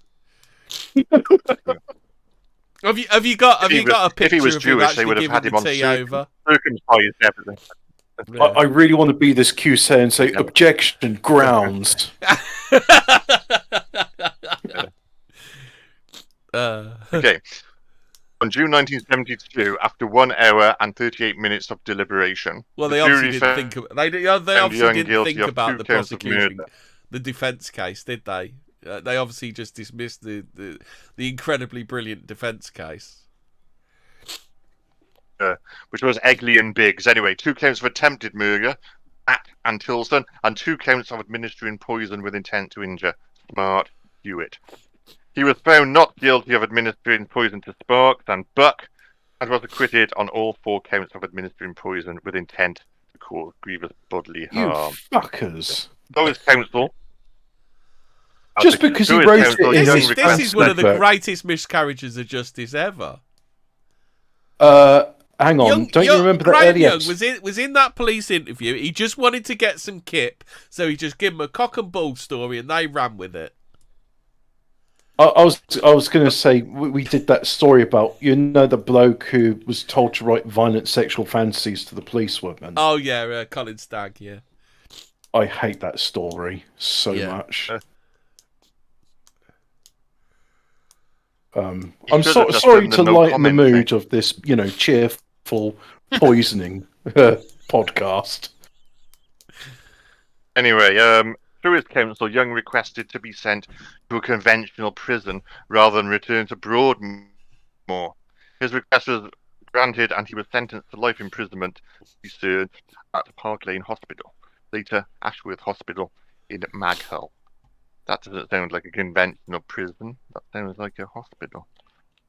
While at Ashworth, Young befriended Moore's murderer, Ian Brady, with whom he shared a fascination for Nazi Germany. Brady's 2001 book, The Gates of Janus, which he discusses various serial killers, includes a chapter on Young.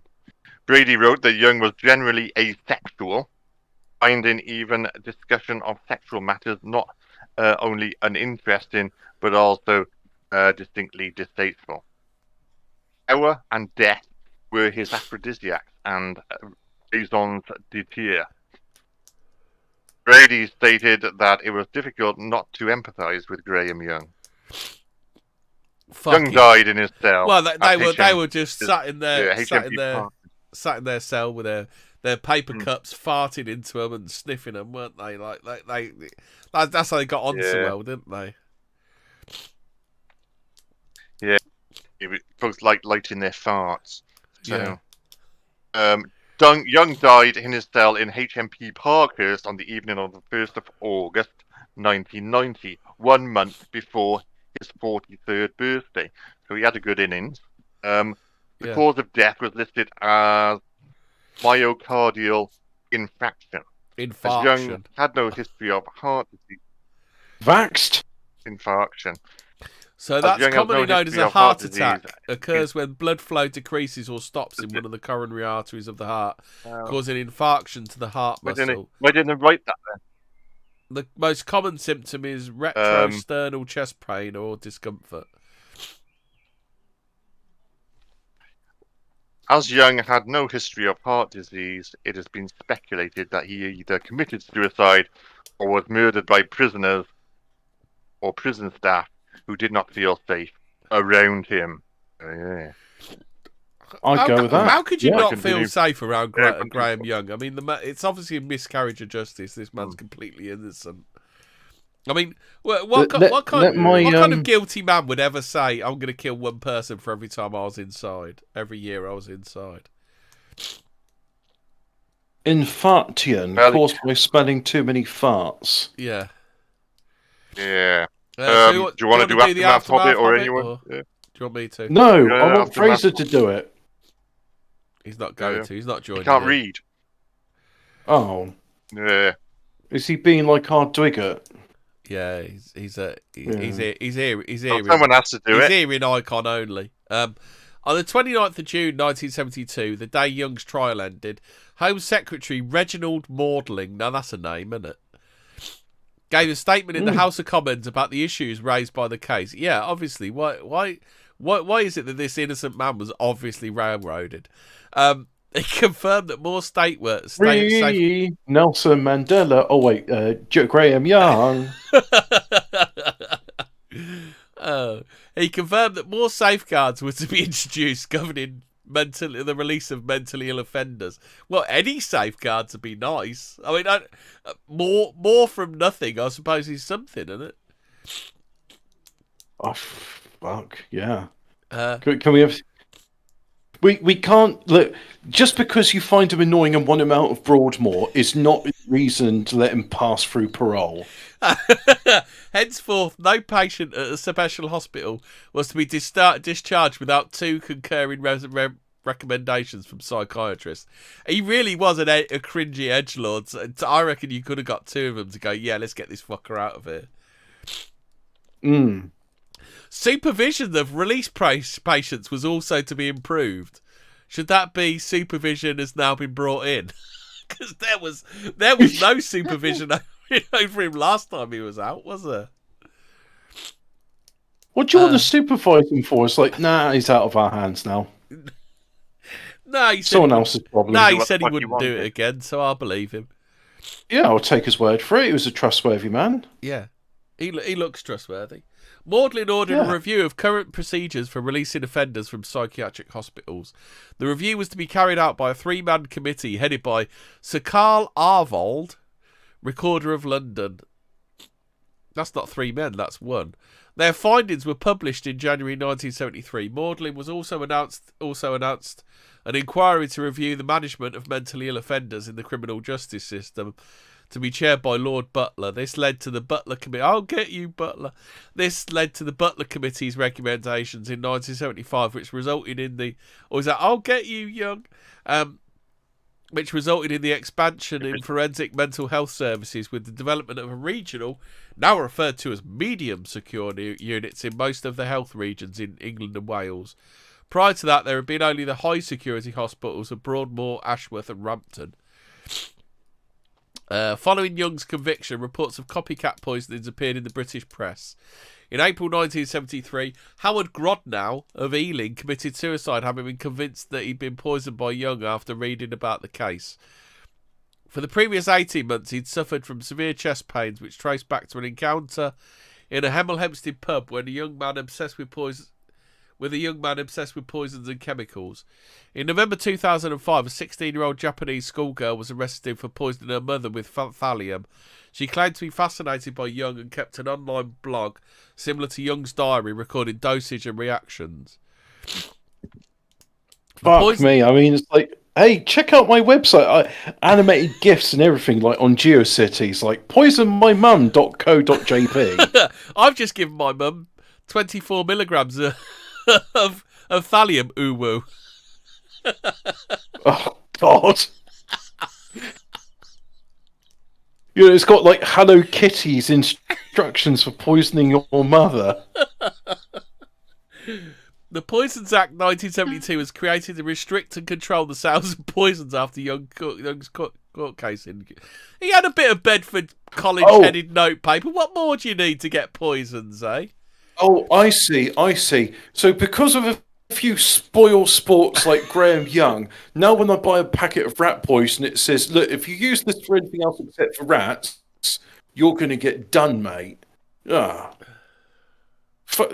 You know, it all takes one bad apple to ruin the rest of the batch. Yeah, I mean, Fuck do you Graham remember the good Young. old days when you could just go in with a bit of Bedford College headed notepaper and go and get as much thallium as you wanted?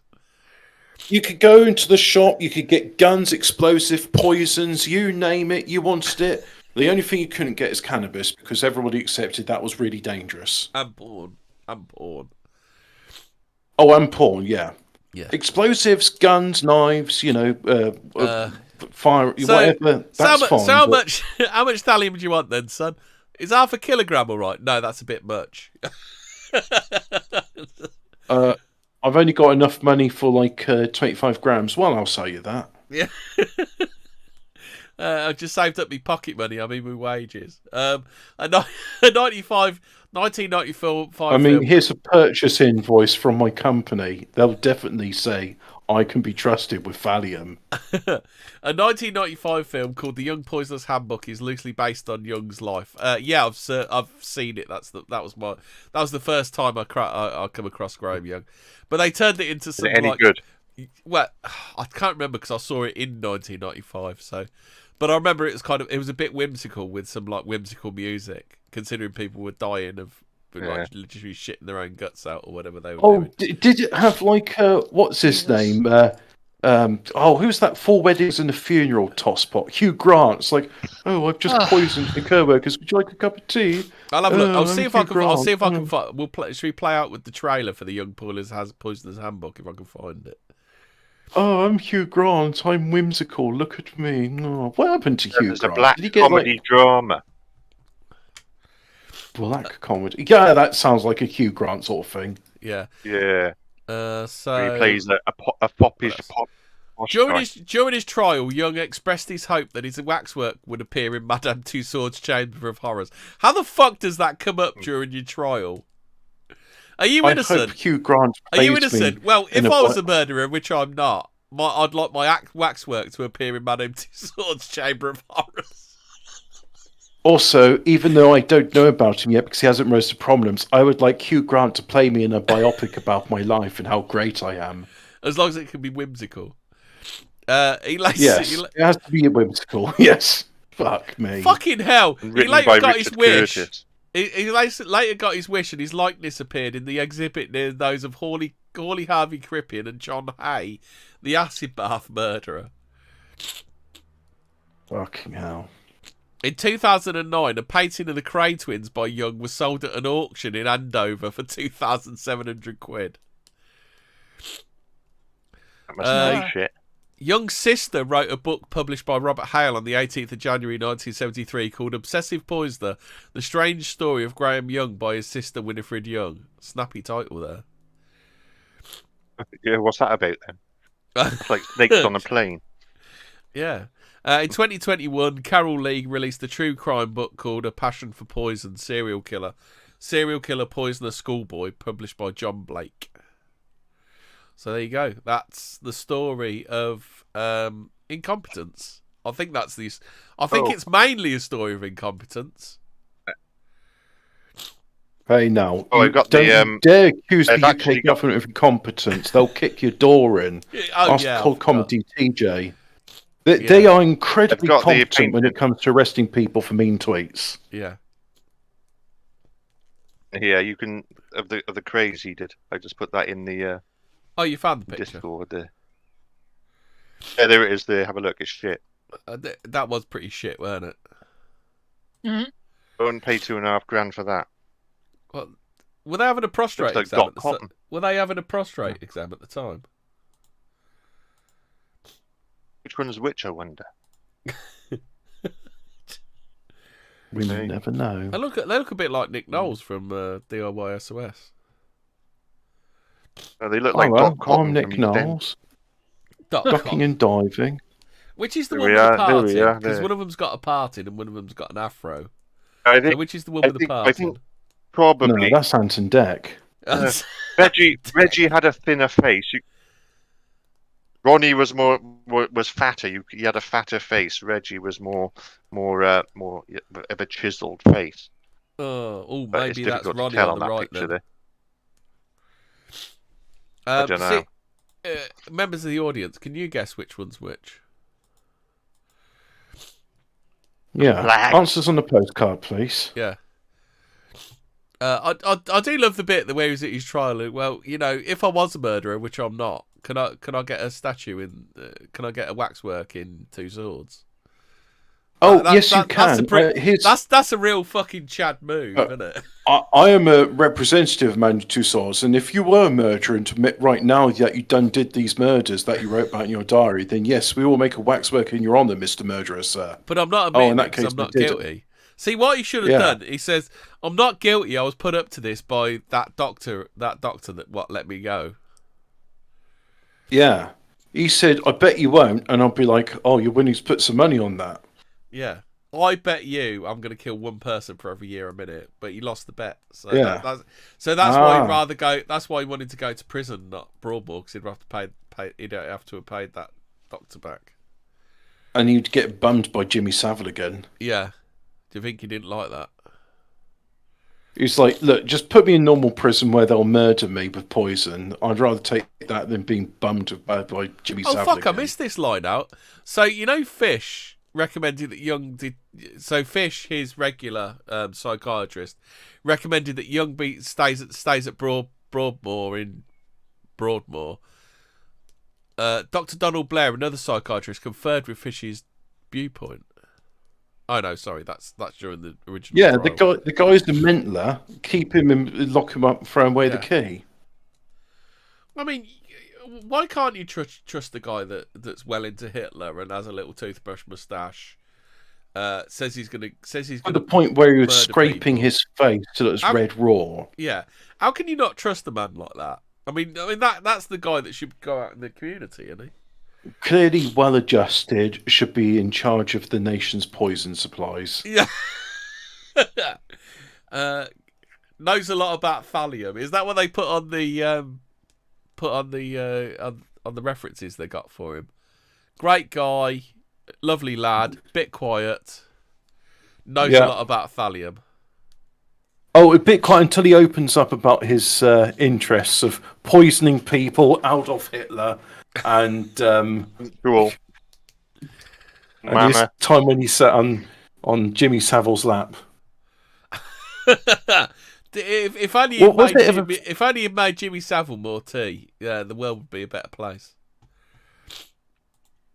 Was there any sort of like what's the word I'm looking for? Like any accusations that Jimmy Savile bummed him? Because I'm accusing Jimmy Savile of doing it. Well, he weren't really interested in sex, was he? He'd have gone, "Oh, get off, Jimmy! I'm not interested." And Jimmy was like, now then, how's about that then? You are going to get bummed, young man. He's sort of holding on to Graham Young like those poor girls at the top of the pops. They're trying to get away, and he's just like grabbing them by the shoulder, putting them back to him. It's like, now then, tells me more about thallium, young man. Coogan was nominated for a BAFTA for his portrayal. Savile in that drama. I don't know. I watched it. Didn't the BBC go a bit light on Jimmy Savile? Didn't they? Because obviously he's their boy, isn't he? They loved him. It was pretty full on, I thought.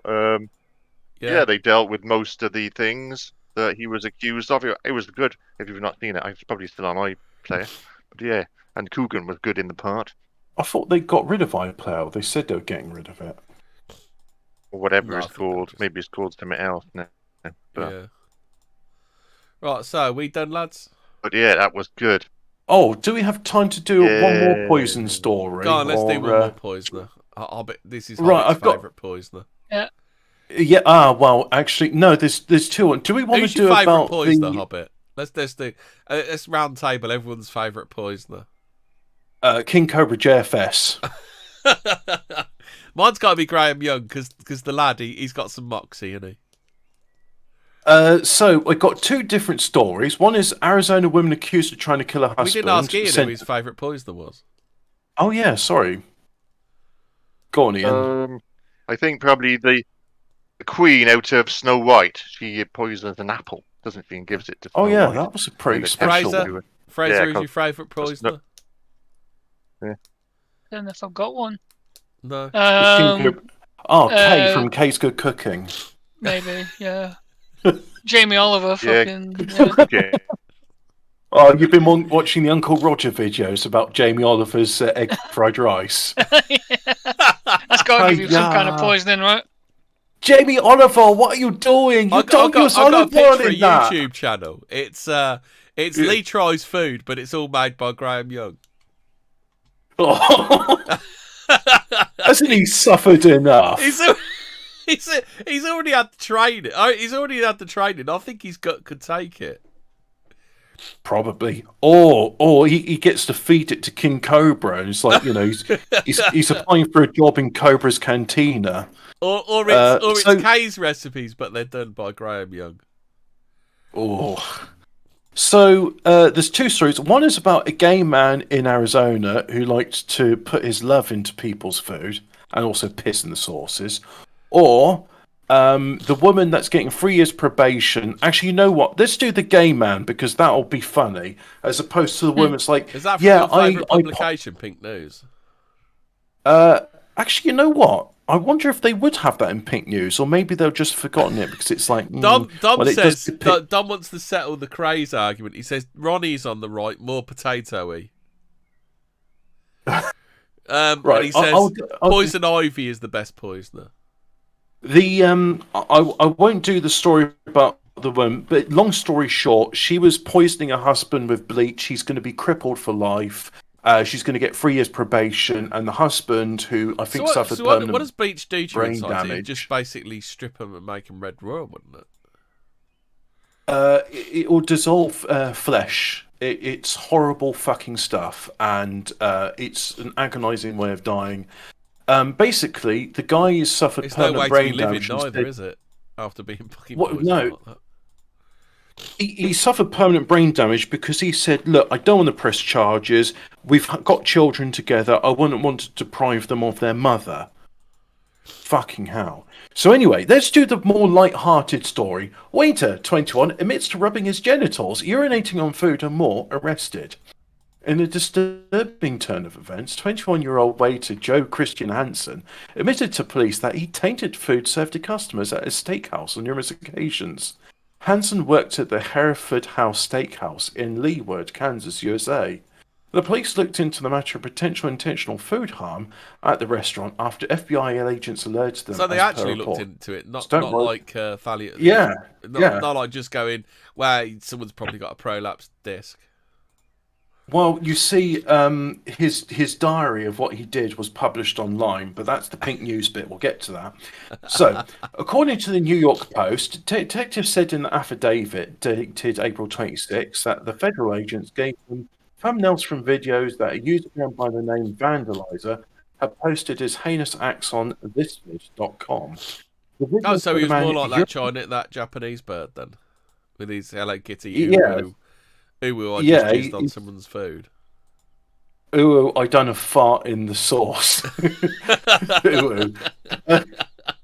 The videos show a man urinating in food contained in restaurant-style bins, pressing food items against his penis. Restaurant-style bins? What the fuck does restaurant-style bins... Why do they use this weird speak in journalism? It's police speak, and it's to make them look dead clever what it is, restaurant-style bins. They say vehicle instead of car. I remember a comedian once took the mick because the police used to blues on style jacket. It's like, who has ever used that phrase? It's a police phrase. The police have their own parlance. So anyway, so not only did he touch food with his penis and buttocks, he also used his feet to touch food items. Other videos also showed Hansen urinating over various food items at the restaurant, such as sauces, desserts, and more. He even uploaded what's videos. What's worse, what he did or what Graham Young did? Well, you see, I thought this was a bit more light-hearted because unlike that fucking bitch in Arizona who got 3 years probation, this guy did get arrested. And he even uploaded videos of him spitting on everything in the restaurant. The FBI contacted him. I have to click continue reading. The FBI contacted a phone number they thought belonged to Hansen as they were worried that unwary customers might be served tainted food. They followed the signal to the Hereford House parking lot where they discovered a car registered in Hansen's name. Detectives spoke with the head chef and owner of the restaurant on April 25. The chef identified his au jus sauce. Right, like au jus, it is French for of juice. So you're saying of sauce. So the chef identified his of sauce from one of the thumbnail photos. Then, when Hansen was called out of the kitchen, the police identified the shoes he had worn in the last 3 videos, reported in the New York Post. Later, he admitted his wrongdoings and said that he did so after receiving requests from men on various dating apps.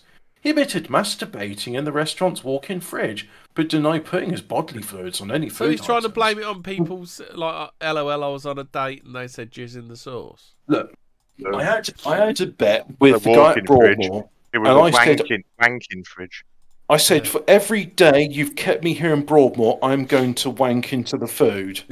So, what was it? Wanking, masturbating? Oh yeah. When questioned about what motivated him, Hansen said he did it originally because he disliked his job, but that he continued to do it even when he began to enjoy it. I guess he enjoyed it because, like, you know, they say put love into your work. Hansen was arrested and charged with criminal threat. If you enjoy your work, you ain't. Well, if you get paid for something you love, you ain't going to work a day in your life, are you? That's it. So Hansen was arrested and charged with a criminal threat, a felony punishable by up to 13 months in jail and a $100,000 fine. He's currently released. Yep, he's currently released on 100. Oh, he's going to do a Hansen $100,000 bond and is scheduled to appear in Johnson County District Court on June 6th. The Leawood Police Department is looking for people who may have eaten at the restaurant between March 26th and April 23rd and then became ill. As per the New York Post, Hereford House Steakhouse said in a statement, "This is an upsetting situation for our customers and for all of us connected to the restaurant. Would you like some au jus sauce?" They also added they look forward to serving everybody. Now, let's go on Pink News and just see if they got the story about, what's his name again? Hansen something or other? Waiter 21, so what's his name? Jace Christian Hansen. I'll put in Jace Christian Hansen Pink News and see if anything comes up. No. Let's see what Pink News is covering. I'll just read a few headlines from it. You know, Top Cat's favourite publication, by the way. I would have thought this news on that guy on. Well, you know, he is part of the LGBTQ+, the plus stands for paedophile community. Yeah. So he should be covered in Pink News, which is all about LGBTQ+. So the top headline is NFL addresses Harrison Butker, Butker, LGBTQ+, plus stands for paedophile, comments as petition to act star gathers 85,000 signatures. Trans Dart Star responds after opponent refuses to play it. Toddlers free attacked in checkmate that one. Yeah. Toddlers free attacked. Did you see that? No, I don't want to. Attacked in transphobic hate crime in Belfast. Dom's got an alternative story for the alternative name for the Graham Young story. Graham Young, the story of police using Occam's razor instead of their job. So yeah, nothing about the waiter 21 doing gay stuff in people's food on pinknews.com. It's almost as if Pink News doesn't represent the gay community in all of its wonderful diversity. Exactly. Pink News, you are doing a disservice. Yeah, Pink News are bigots and they're not doing a service to the LGBT. Silencing gay voices by doing this. They are oppressing unheard gay voices and peoples. The LGBTQ plus, remember the plus stands for paedophile. Yeah. No, the darts player one. No, the woman that refused to play the tranny was a black woman. So that's checkmate, isn't it? What a bigger. Yeah. So you can't have it. Yeah, you say, oh, that's so transphobic. You got to play it, but then when you see it, it's and oh dear, where do I go from here? You implode in your woke bubble. Yeah.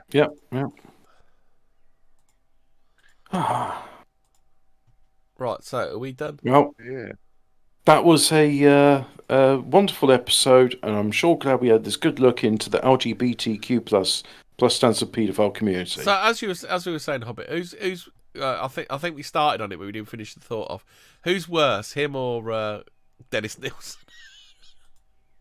I think he's worse than Dennis Nielsen. So would you rather? So as you slipping into the long good night, would you rather a Hitler speech or prog rock? I think that's the dividing line. I mean, I think I'd have the prog rock. What's wrong with prog rock? Like, I'm just saying. You just consider whilst you're dying in agony. Do you want prog rock or Hitler speeches? I think there's no contest, right? Surely. It's the prog rock, isn't it? I'd rather listen to the prog rock, I think. Yeah. As long as it's not Led Zeppelin. Probably is Led Zeppelin. Yeah, I know. I don't think you get a choice, do you? Be off Well, here. So, it's a good night from all of us here. Stay spooky. Yeah. Oh, shall I see if I can find the whimsical trailer for? Yes. Go for it. Let's see if we find it. We'll play out with some. The We'll play out with some. for the rom-com, a better poisoner. The young poisoners book. Full music trailer. Got it. Oh, Let me sort this out.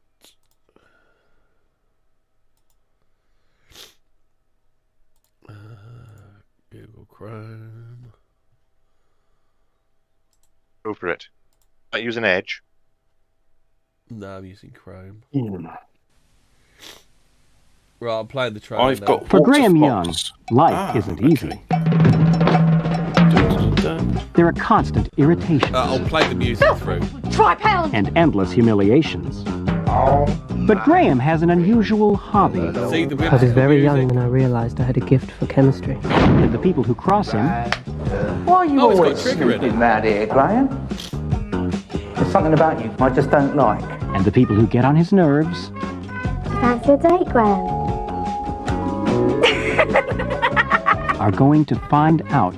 Just one item today, Mr. Goetz. Being on the wrong side of Oh, he Graham literally The effects talks of like antimony your poisoning, impression of him, i.e. mate. vomiting and severe abdominal pain, are easily confused with a whole host of intestinal disorders. can leave a lot more than just a nasty taste in your mouth. Blimey, O'Reilly, Fred, what the devil have you put in this tea? Ronald O'Keefe, a young New York accountant, succeeded in poisoning his secretary's lunchtime ham sandwiches with antimony. Because Graham is finding out the antidote to his problems The pickle, Uncle Jack. is pure poison to everyone else. If I had discovered my métier, I would be the greatest poisoner the world had ever seen. If I were you, I'd watch how you speak to me in future. Both of you. The Young Poisoner's Handbook. Remember, agonising death can be whimsical. Oh, Jesus it's so funny. It's Just- so, it's with so funny whimsical dying in lighthearted. agony. While you shitting your guts out.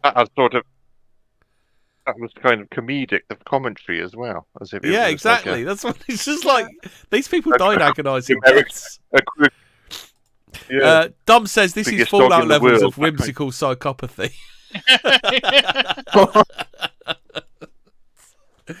So there we go. That's us all done. That's Graham Young, the teacup poisoner, the whimsical murderer of people who died in abject agony.